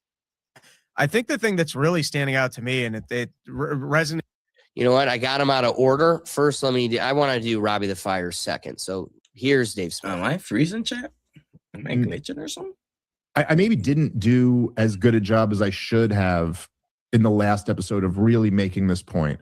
But I think the fact that, because now, by the way, this has been verified by a bunch more reporting. Now, this is real. That after the Ayatollah was killed, Donald Trump, through his Italian negotiators, their conduit there, they offered a ceasefire.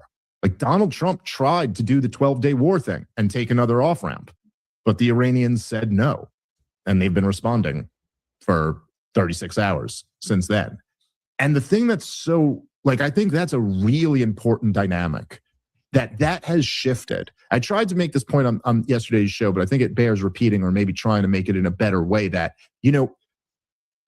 when I said Donald Trump had changed the incentives for the Iranians, it's like, well, look, for all of this time, And really, obviously, this was demonstrated in the 12-day war. Iran has not wanted it. They don't want to get destroyed, obviously, right? But now they've created a situation where the Iranians go, dude, we can't do that now. You know, okay, it's one thing if you say, hey, we're going to bomb Fordo or we're going to take out your nuclear sites and then go, hey, you pretend to respond. Now let's make a deal. They go, okay, let's make a deal. But we're going to come in and murder your Ayatollah and his family. Now let's call a ceasefire. From the Iranian perspective now, they're like, no, then we know you're just going to keep fucking with us forever until you overthrow us. So now their self-preservation calculation is that we got to give you a black eye. We got to make sure, some people die. Now, already since then, since this war launched, there's, I think, is it 4 Americans? Their 6 now. Central Command is admitting have died. I think a dozen or so other have been injured. I think 3 people died in Austin, Texas, in a blowback terrorist attack. Oh, is just that the other day? Is that a terrorist attack? Well, look, I guess we don't have all the details yet, but he had an Iranian flag and a I'm with Allah shirt on when he started shooting people up. So he's like, maybe it was motivated by that. Seems like a pretty likely indicated, but Iran really seems to not be playing around this time. All right, guys. There's that angle where they really don't have a choice at this point. You've created a situation where negotiation is entirely gone.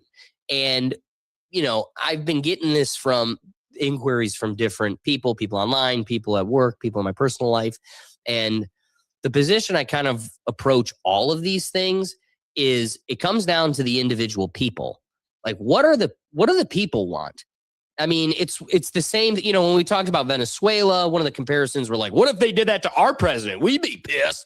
It's like, yeah, at the same time, half of us would like to have a swamp drained in our country. So, literally half the country protests Trump every time he gets elected. So what does it mean if Trump keeps using as an excuse these mobs of people that are protesting the government, and then the government's killing their protesters, thousands of them, hundreds of thousands? We've got to go in and save protesters. When have we ever cared about protesters? Only when they further our ideals. So it's interesting that that's been our focus, but then nobody wants to acknowledge the mobs and mobs of people mourning the Ayatollah and finding this to be a call to war. I mean, this is a call to action. This is as personal as it gets. And the divide across the Arab world is much greater than we thought, or much greater than what the internet or propaganda and news portray to us. It isn't this 50-50 divide or even majority of people that wanted this regime change. And again, I can't say I know the numbers. The way it continues to shake up, it seems as though the majority of the people aren't thrilled that this happened. So one last piece I want to at least address to fully flush out the opposition. Here's now Robbie the Fire from, again, Part of the Problem podcast. Definitely got to check it out, but I think he makes a great point too. I think the thing that's really standing out to me, and it resonates from your comments on the last episode, is just that Donald Trump is now the old Republican Party. It's all the people that we voted against and had no interest in as the, establishment politicians are the people that are taking a victory lap on the news stations, speaking for Trump. And you're like, yep, this is what Trump was here to do, is to thwart you guys, because we all hated you guys and we hated this stuff. And now we're back. You guys are in full control. I was listening. Come on. When he's talking about briefing Donald Trump the day beforehand, and the way he's selling it is almost like Ted Cruz went in there, pulled up his pants and showed him who's boss and said, here's what we got to do. And Trump went, yes. And you know what happened in the elections? We all voted against Ted Cruz because that's not what we wanted. And it's incredible that we thought we were thwarting the Republican Party, or voters did. They thought they were getting a new Republican Party that was actually America first. And now I mean, we've got a better salesman for their bullshit. Yeah. Perfectly said. Let me ask you, Will, what do you think? I mean, you and I are non-interventionists, so I mean, it really is looking like kind of the old GOP. The only, I guess, devil's advocate I'll give for Trump is if you're going to do something like this, you can't go half measures. You got to go full measures. It's an unfortunate truth, but if you're going to do this, you can't do it half foot in the door, because the issue is the way I see it, if you put like 1 foot in the door but not both feet, it's really hard to drag the second foot in. And unfortunately, now we're just kind of at this point. The only positive you're kind of seeing is I think the allies Iran thought they were going to kind of get in potentially fighting back in this conflict don't really want to seem to have play much of a part in it. But when it comes to it's looking like the old Republican Party, it definitely feels like the neocons are getting their way. Man, well said. I want to go to Patrick Bet David because here's what's that? What you got for me, I just Ricky? think they're trying to expand on the opposite side of Gaza and control that whole strait right there in between. Well, here's something that we haven't acknowledged on this show, and it probably should be at the forefront more often. Right now, I'm Googling Israeli military patch. Here, this should tell you everything you need to know. And of course, Google's not going to give it to me right away. Oh, Google, you can lick my scrotum. We are so cooked. Google is so far from real. Then you go to Twitter. If Twitter doesn't have it, then you go to Reddit and you'll get it for sure. That's how you can know. The more scrubbed it is, the more valuable that information is. That's how hard it was to get that Howard Lutnick photo of him on Epstein's Island. Bingo! Haha! Twitter for the win. All win. Sorry, folks. I wish the internet made it easier to display the photo. So why is the patch so interesting? Like Ricky just said, I feel like their plan is to kind of just take it all over and they're not going to quit until they do. Notice the narrative is like, hey, God promised us 6 million years ago, this land right here. And you're like, wait, what land? And he's like, well, no, I promised this land, just this little piece of New Jersey, but it's never going to stop there. Give an inch, they take a mile. That's how it's always going to be. Here's the patch. Just so you know, the little nub in the middle is what Israel is today. All of the Persian world is what's on their patch and what they're fighting for. So make no mistake where their heart line lies, and their intentions are clearly broadcasted on the uniform at which they fight for. So you're very right, Ricky, and it's more in our face than we're willing to acknowledge. And the next country, videos the news put out of their people in their country just going crazy for no reason. We just hear out of nowhere, like, oh, they're sick of their government. Just look for another strike to happen. You're so right. You're so right. Hey, yeah, so here's Patrick Bet David, and maybe there's is he probably a bit of a shill for the system and the narrative? Yes, but at the same time, he is a good voice of reason, and it's good to hear the other side and have some balance. And I do think he raises some valuable considerations. Supreme leader of Iran, Ali Khamenei, is officially dead. They killed him. They found his body. Reports came in. Let me tell you why this is big. This is not killing a president. This is not killing a prime minister. This is not killing a king. You're killing the supreme leader of a religion. This is number 2 to God. They killed. And by the way, the last time the supreme leader was alive, I was in Iran. It was June 3rd, 89. When he died, Khomeini, I was in fifth grade at a school called Gulbenkian, and it was chaotic in Iran because their hero died. This guy didn't die.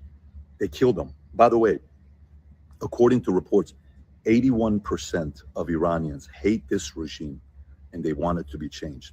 Not 61%, not 51%, not 31%, nearly 81% want this person to be gone, and he's gone. So what happens next? Trump killed Qasem Soleimani, reputation.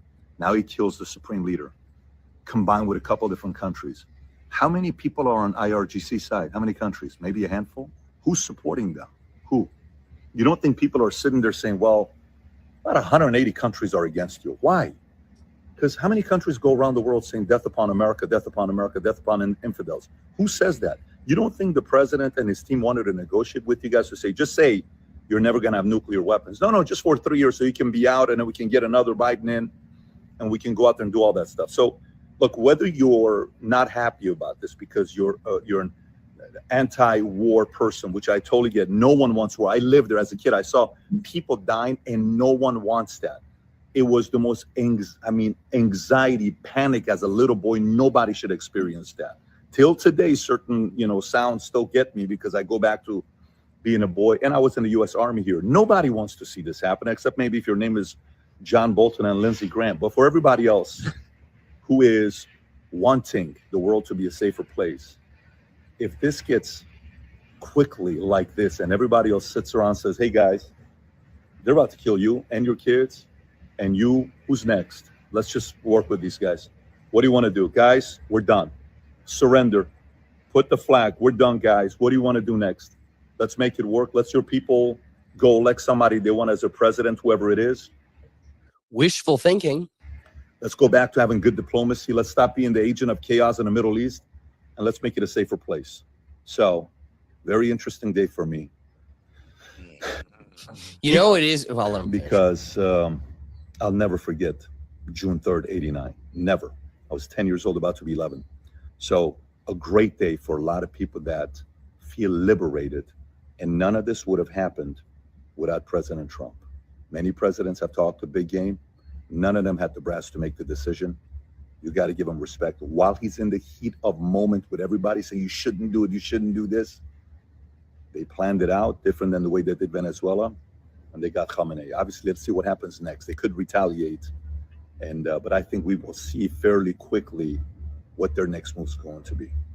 So a guy with a more personal perspective, kind of living in that area, living through some of these regimes, but then also, a financial support for the president. Will, what do you think of his take? You buying it? Yeah, I mean, look at the way the Venezuelans kind of reacted to what was his name, Maduro. Yeah, it's like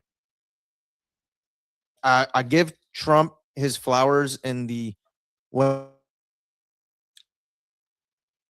his first presidency and his second presidency. He's not afraid to go full measures on situations like this, and you have to. If you're going to do something like this, it's got to be thorough, it's got to be quick, it's got to be efficient. You, myself, and I'm assuming Ricky as well, we're non-interventionists. We would prefer that this country didn't use our tax dollars for reasons of this nature. Thanks. But if you're going to, make sure it's swift, make sure it's efficient, and make sure we do not want a prolonged incident in the Middle East. Do I see this becoming a super global conflict, which I think is on the back of everybody's mind? No, but that's knock on wood wishful thinking. We just got to kind of wait and see. But the one kudos I'll give them, and whoever planned these out, same thing with the Venezuela thing. It's efficient and very calculated. But you can't half measures these things. You can't, like I said, when you put it's like when you jump into a pool, you put 1 foot in, you get cold, and then you're afraid to put the second foot in. It takes almost longer. But when you just jump into it, like you've kind of planned You're out, in just it. jumping You're committed, into the yeah. pool, you're in it. It's easier to kind of get through and weather the storm. So that's what I'm hoping for is going to happen here. I can appreciate that. Great take. There's two kind of arms to my response. I can appreciate the perspective Petrovic David brings. It's a unique one that we don't have personally, so we can kind of live through his lens a little bit. But there's a couple realities omitted from his position or his response that, upon learning, kind of shapes my perception of the whole thing. When you look at the timeline of Iran, the fact that we went in and toppled the government and was like, you're going to install a democracy. And then we didn't like the democracy. They voted somebody in. We didn't like it. So we we toppled that person. And then, they elected the Ayatollah. Okay. How much? Then we killed the Ayatollah and we're like, let us reinstill democracy. We promise. It's like, no, it's kind of like what they do here. They want the will of the people insofar as the will of the people is their agenda. Once they don't coincide, they just start ignoring the will of the people. So there is a lie when they start throwing the word democracy around, but an interesting perspective that Patrick Bet-David brings that I don't think we all can actually know. We're not the ones taking the census. We don't know what the will of Iran is. There actually wasn't an election held, so we can't even look at the votes. So it's interesting when he starts quoting and like really hammering. It's 81% of people that wanted this regime toppled. And you know the media, because they're invested in this, are parroting the same numbers and hyperinflating the majority of people that wanted this regime change. And it's one of those, here's what I'll say. Or not. If those are the numbers, then your analysis is entirely right, coming on YouTube. and I support it. But I don't believe those numbers. There's no way of me confirming or knowing. We're not taking the census, and I'm just supposed to believe the media written by God's chosen people that is the number, that is the lens I'm supposed to view this. So I'll say, if he's right, if 81% of the people wanted this regime change, then this was great moment in history, and we're going to change the world for the better. But if that is a twisting of reality and it is a 60-40 or 51-49 type split, then that isn't ours to decide unless it was a direct threat. Now, there is an interesting thing here. Everybody knows Barack Obama is known for saying that the government seizes tragedy as an opportunity to get policy through that they normally would struggle to. They can do it quicker and at more effectively, so at a higher mass of policy creation through tragedy. The fact that people within our central intelligence, and to the point where I had 3 people at work today, an ex-military guy, a woman that works deeply within the federal government. She was a federal security officer. The fact that people are telling me at work that they heard it through their, nobody's on the central news network anymore. Everybody is getting it through their own either personal network, people they know, or the independent interweb of information. People are getting it from different corners of the internet. But the consensus is that, and I really implore people to go check out Sean Ryan. There's this woman, I wish I could find her name, but one of the more recent episodes, he has this lady from the Central Intelligence Agencies, and she is brilliant.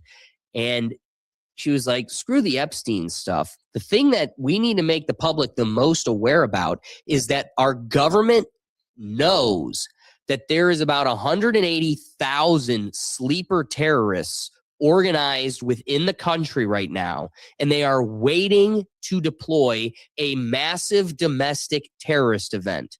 And I personally, believe it's all conjecture. I'm going to pull a page out of Candace Owens' podcast. This isn't fact. This is my personal opinion, and this is my podcast, so I'm allowed to have it. But my opinion is they probably are letting this thing fester, so that way we haven't felt the tragedy of remembering a 9/11 in too long. And they need to remind us, they need to humble the American public that we need to have those fears in our heart, and that we need to look over here, look at the birdie, swat. I believe this. And this is exactly what they're going to do. We're going to totally forget about Howard Lutnick laughing on Epstein Island, and we're surely not going to fight going to Iran if we allow a sleeper cell network to attack us internally. And so this may never happen, and you can write it off as just conspiracy loony crap as always. But I will say, if and when it does, remember where you heard it first, and then also remember who also would have known and allowed it to happen to you. So I think it was Benjamin Franklin that said, those that forego what is it? Count. Oh, now I really want to, I gotta have it now. Benjamin Franklin, safety. Is World War II, is World War III coming? I'm gonna say it. It's World War III coming. Vote. The famous quote, those who would give up essential liberty to purchase just a little bit of temporary safety deserve neither liberty nor safety. And it is a crazy reality that we're marching up. A couple things though, maybe there is some weight to Patrick Bet-David's number. 80% of the 81 people wanted this regime change. Check out how crazy this is. The Ayatollah's regime taped an American flag at the entrance of a major Iranian university and watch all of the students go out of their way to respect the American flag and not step on it. In Iran, the American flag was. Look at this. Like you're going to see people like literally stop and go around it. So this governmental attempt at look at this. Leave it. That is pretty fascinating. Yeah. Like you don't get that in here. an American university, they'd start dancing on it. Yeah. But an Iranian university, there's enough respect to bro. truly avoid it. That is so sad. You're right on that comment. Right? It's crazy to think about. But I want to ground us in a little bit of reality, because part of living in this present world is getting to experience war in 4K just from your couch. So here is some missile bases in the UAE, American bases that were struck by missiles. A couple bongos, that brings some peace to the whole situation. That's good. Boop, boop, boop. This is crazy. Just casual. What I keep thinking about is, imagine being like, this guy's just driving down the street. He's driving to work. Or the people that are in a luxury hotel watching a luxury hotel across the street get wrecked. I do have one thing I'd say about Iran, and I'm just thinking. Here's Bahrain. What's that? Right, like I'm thinking again. Look at that whole hotel. If you're Iran, you were hoping that after the initial attacks, you would get not just sympathy from their allies, Russia, China, but support, on the ground support. And both, to no surprise, both of them decided we'll give moral support, but we're not putting military around them. At some point, Iran's going to run out of resources to continue this skirmish. Probably. They just. I could imagine that's definitely, a consideration within the plan is how much do they. But we are really underplaying the resources of Iran. I think we've been so conditioned to downplay the severity of the sand people that anybody that comes from that area, we just but it's just crazy sand people. This is, of the sand people, this is the most sophisticated.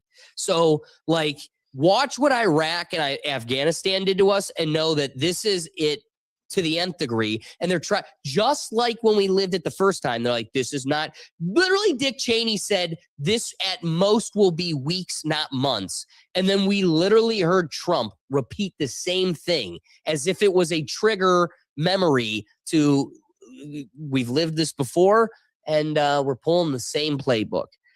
But dude, again, imagine being in a UAE hotel and this is outside your room. Actually so scared. I'm in JVC right now and I can see. Oh no. This is insane to live. Can't everyone just to live chill through. out?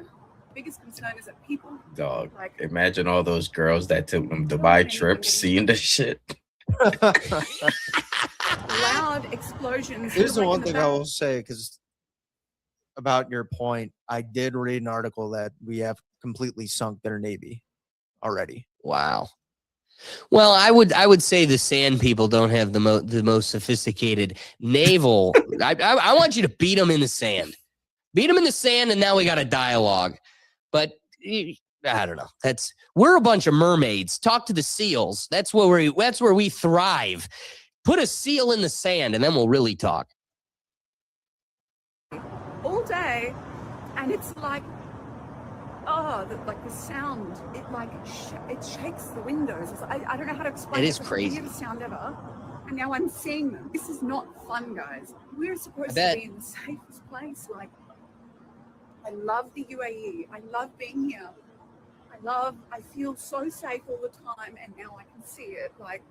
what made watching the UAE get attacked like feel the most personal is of the desert countries of the Middle East, that is the most westernized country. So like it is the closest to like an American civilization trying to live within its means, like within its territory, under full-blown attack, which is a concept that couldn't be more foreign to the American public. So watching like what feels like Western civilized American people being just and they're just in their hotel. Now they're fleeing for their life. It's one of those underappreciated experiences you never have to face. There's a building that I always found to be the most fascinating, so I want to highlight a little instance that happened in the UAE when they were getting attacked, which still hasn't held up. But upon the initial attacks, when I went to Dubai, the thing that they told us was that the Burj Al Arab will be the first building attacked by the Arab world. Let me show you the Burj Al Arab so you know which building I'm talking about. It's likely you've seen the building before. It looks like a boat sail. Here, I'm going to share the screen here so you can see. Okay, so the Burj Al Arab is this building you've seen before. Okay, it looks like a sail. Now, I love this building. It's always been my favorite building in Dubai, and a lot of the locals kind of deemed it the name, the middle finger to Dubai. Why do they call it that? Because the Irish Catholic architect that created the blueprints to this building turned in all the blueprints to Dubai, only showing the side profile and the front profile. Never once did it show the profile of the building from the ocean or from across the bay, because once they built the Palm Islands, you could see it from the other side. Well, there's one very unique thing about this building, and it's that it's a giant cross. It's literally just boldly in their face.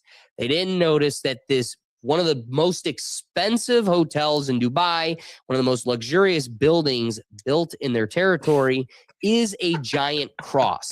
And so one of the things they always said is that this will for sure be one of the first buildings attacked by the Arab world when they try to invade Dubai. Why is this mildly comical? Coming from a Catholic and a true blood Christ follower. Find humor where you find it.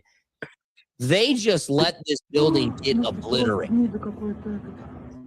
So the building's still intact. The bottom floor there took a missile. I was struggling to find the original impact videos that we had earlier. So this is a little bit of the aftermath, but there's a giant hole burning in the bottom of it. It got hit by a missile. So they let this building just get smacked. And then not even minutes later, the tallest building in the world, the Burj Khalifa, had a missile headed right for it. And without hesitation, here it comes and intercepted. Oh no, it's going to take the biggest building out in the world. Where's it at? Come on now. Look, boom. Like a little firework. So it is funny that they're like, they could have stopped it. But they were like, nah. Oh no. Did the big cross by the Irish Catholic get hit? Oh, too bad. Well, you're definitely not getting the tallest building in the world. I just love the very quick intercept. The technology we have today is just fascinating. I really don't have much else. We could bore each other for hours with the videos of the people cheering, the people crying, the attacks. It's here, it's developing, and I don't think it's going away. Whoops. Ricky, let me flip it to you. Any wrapping thoughts? I feel like the Sand people that run America, the one that run America, because they're all the Middle East, so they're all cousins. I feel like they're trying to do what happened to them back in the past to this group of people and just slowly taking territory and just growing as you showed the patch. And hey, I'm shivering my quivers over here. It's crazy. Okay, maybe I need to go sign up or something and go see this firsthand. Hey, they'll happily let you go fight their fights. They'll take that sign up. I do want to, I for the sake of clarity, Candace Owens' clarity, I do need to point out that they want to be ancestors of the Sand People, but we need to keep them humbled in the reminder that they are European descendants that have wiped history and lying about their actual ancestry. If God chose anybody, it was the Palestinians. And that's why they need to blur their background and make it seem as if they are descendants of the Sand People and ancestry. Because once you start unpeeling the reality that they are truly European and it's stolen valor, well, that really changes the narrative. Will, any wrapping thoughts? On this, not particularly, man. I just want to see how things play out. That's fair. That's fair. It's all just speculation at this point. I'm just praying people stay safe and for honestly just a quick affair. Yeah, if anything, I hope lack of very low number of life lost, and hopefully it goes quickly. Well said. So after everything we've broken down tonight, the strikes, the retaliation, the regional fallout, here's the part that matters most. This isn't just about Iran. This isn't just about Israel. And it isn't just about the United States flexing military power. It's about what happens when decades of tension, proxy conflicts, sanctions, covert operations, and nuclear brinkmanship finally stop simmering and start exploding in real time. When a conflict escalates to the point where leadership figures like Ayatollah Ali Khamenei are removed from the equation, you're no longer in the realm of strategic messaging. You're in the realm of full-blown regime change. That kind of disruption doesn't just change military posture, it destabilizes entire power structures internally and regionally. And once missiles start flying across borders and energy corridors like the Strait of Hormuz are threatened, this stops being a regional story, becomes a global one. Oil markets react. Shipping routes shift. Alliances get tested. Countries that thought they were spectators suddenly find themselves choosing sides. The real question isn't just how did we get here? It's what's the exit ramp? Because wars don't end just because someone declares limited objectives. They end when incentives change, when either side believes escalation costs more than de-escalation. Right now, the danger isn't just battlefield losses, it's miscalculation. One misread signal, one strike too far, one retaliation that pulls in another nation. History shows us that conflicts often begin with leaders saying, "This will be quick, this will be contained." History also shows us that wars have a way of outgrowing the intentions of the people who start them. So whether you supported the initial action or opposed it, whether you see it as necessary deterrence or reckless escalation, we are now in a moment where strategic patience matters more than chest-thumping rhetoric. Because once a war becomes normalized in the public mind, it becomes easier to sustain and harder to end. And that's the part nobody asked for. We've gone pretty dense today, and I would like, you know what? We need some media to change things up, so we are going to do the wheel. We're going to try to keep it quick. The whole purpose of the wheel of topics is to get you involved. I appreciate everybody that goes onto the Neuro Gym and drops a potential topic so they could find themselves featured in our episode. So, Will, click me over. We're going to head on over to the wheel of topics. Like I said, you just got to head on over to www.rethinktankpodcast.com and you find yourself on the wheel. Hear that, people? Go over there in the Rethink Tank and you can find yourself on the wheel of topics, man. And your topic might pull up and we talk about it at the end of the show and shout you out. We're not doing the wiki hole. This is a good one. Very different. Less tense. Check on your homies. Well, if you could click me over. Sorry about that. No, you're good. All right. So the topic here comes from Garth. So again, find yourself. Let's go. Find yourself featured on the Wheel of Topics by heading over to the Neuro Gym on our website and becoming a member. It's free. It's free. Free 99. Let's get to it's good. Check on your homies, Garth. Where you at? Check on your homies. Well, are you seeing it? Because there we are. Check on yo homies. A subject that's unique to you that you think more people should be thinking about or talking about. Not the same generic bullshit like men's mental health or something, but that's all been exhausted. What's something that's unique to you that you think people aren't thinking about or talking about enough? You know, it's crazy you would say men's mental health. I just had a friend pass away from suicide yesterday. I'm really sorry to hear that. No, it's okay, but it's like something that people say to think about a lot, but people really don't. See, can I tell you the only reason that's my spiel? So like, here's what I'll tell you. My heart bleeds for you because those holes never get filled, right? You just learn to live with them. And being someone that's lost friends similarly, you know, my best friend, it wasn't like suicide, but he was definitely in anguish and his decisions put him where he was at. And my problem, the only reason I say that is because you're so right. You'd be amazed how many people just default to that being their subject. And it's like, you naturally want us to talk about that, but you've never thought about it. That's why you're telling us to think about it. So that's the headache, is it's like every person tells me that's what the subject should be.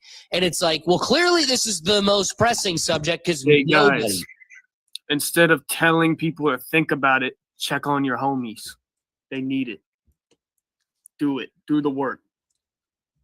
That's the subject. Check on your homies. Check on your homies. Don't just talk about men's mental health. Do the work.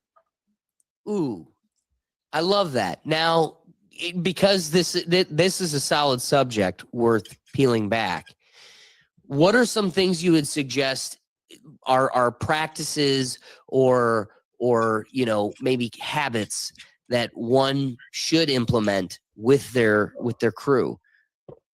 You know what? It's hard to have a crew after you grow up. When you get moving, everybody is, you know, kind of sailing their own ship. Yeah, living their own life. Yeah, exactly. But every once in a while, man, you got to just remember to dock your ship at the same island and have a couple of brews, chill out, talk about life, because that keeps a man sane. We act like we don't need it and we're comfortable in our lives, but at the end of the day, we just want to hang out with our boys, and that's forgotten in time. And we get lonely even when we have people. It's so true. Boys are gone. And being vulnerable. Like, it's one thing to share a space. It's another thing to be real. Exactly. And if you ask real questions, you're more likely to get real answers. So don't be afraid to be real with your boys. Man, I love that. Hey. Preach. I got to ask you guys, any thoughts you want to add to it? Right there. Yeah, man. I don't even need to add anything. Yeah, that's a lot. Speaking nothing but facts.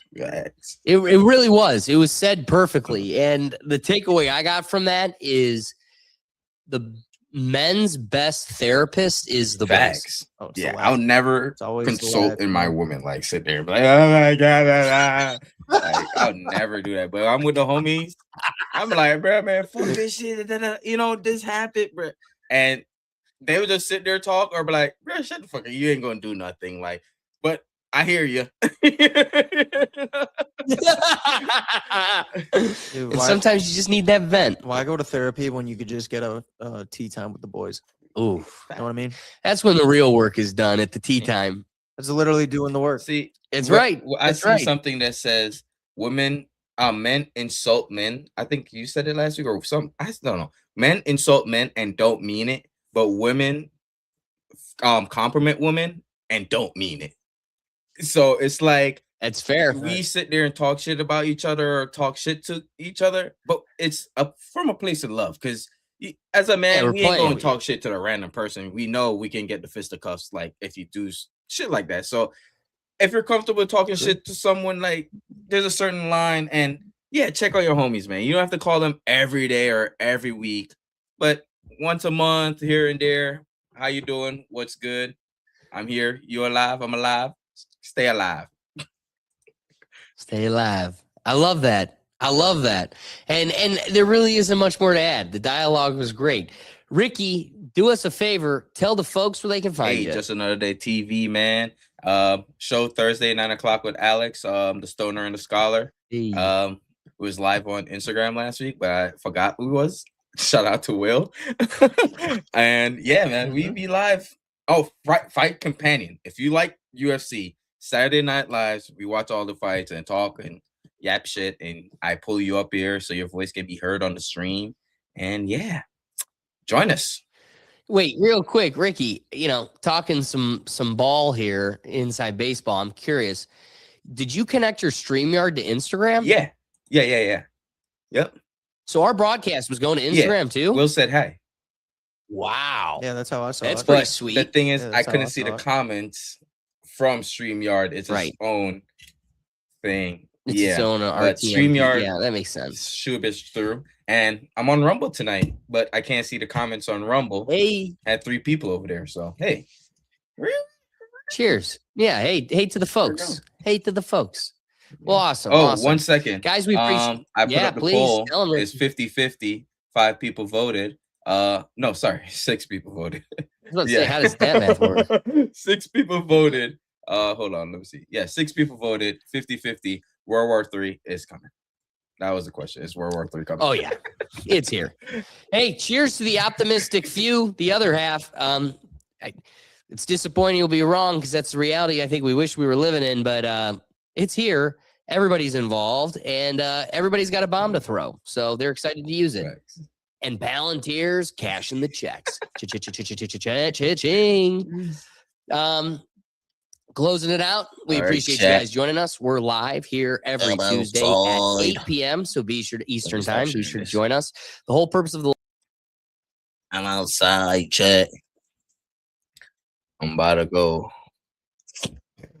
wash my balls and take a shower. Yeah, wash my balls. I'm about to go wash my balls. My fiance about to be home in like 30 minutes. Probably jump on this thing on Twitch. So if you got Twitch, beat me on Twitch. We're gonna play Battlefield 6 and some NCAA football. So meet us over there, chat. We outside. Hey, peace in the Middle East. Your life right, geese. Out. Just Another Day TV.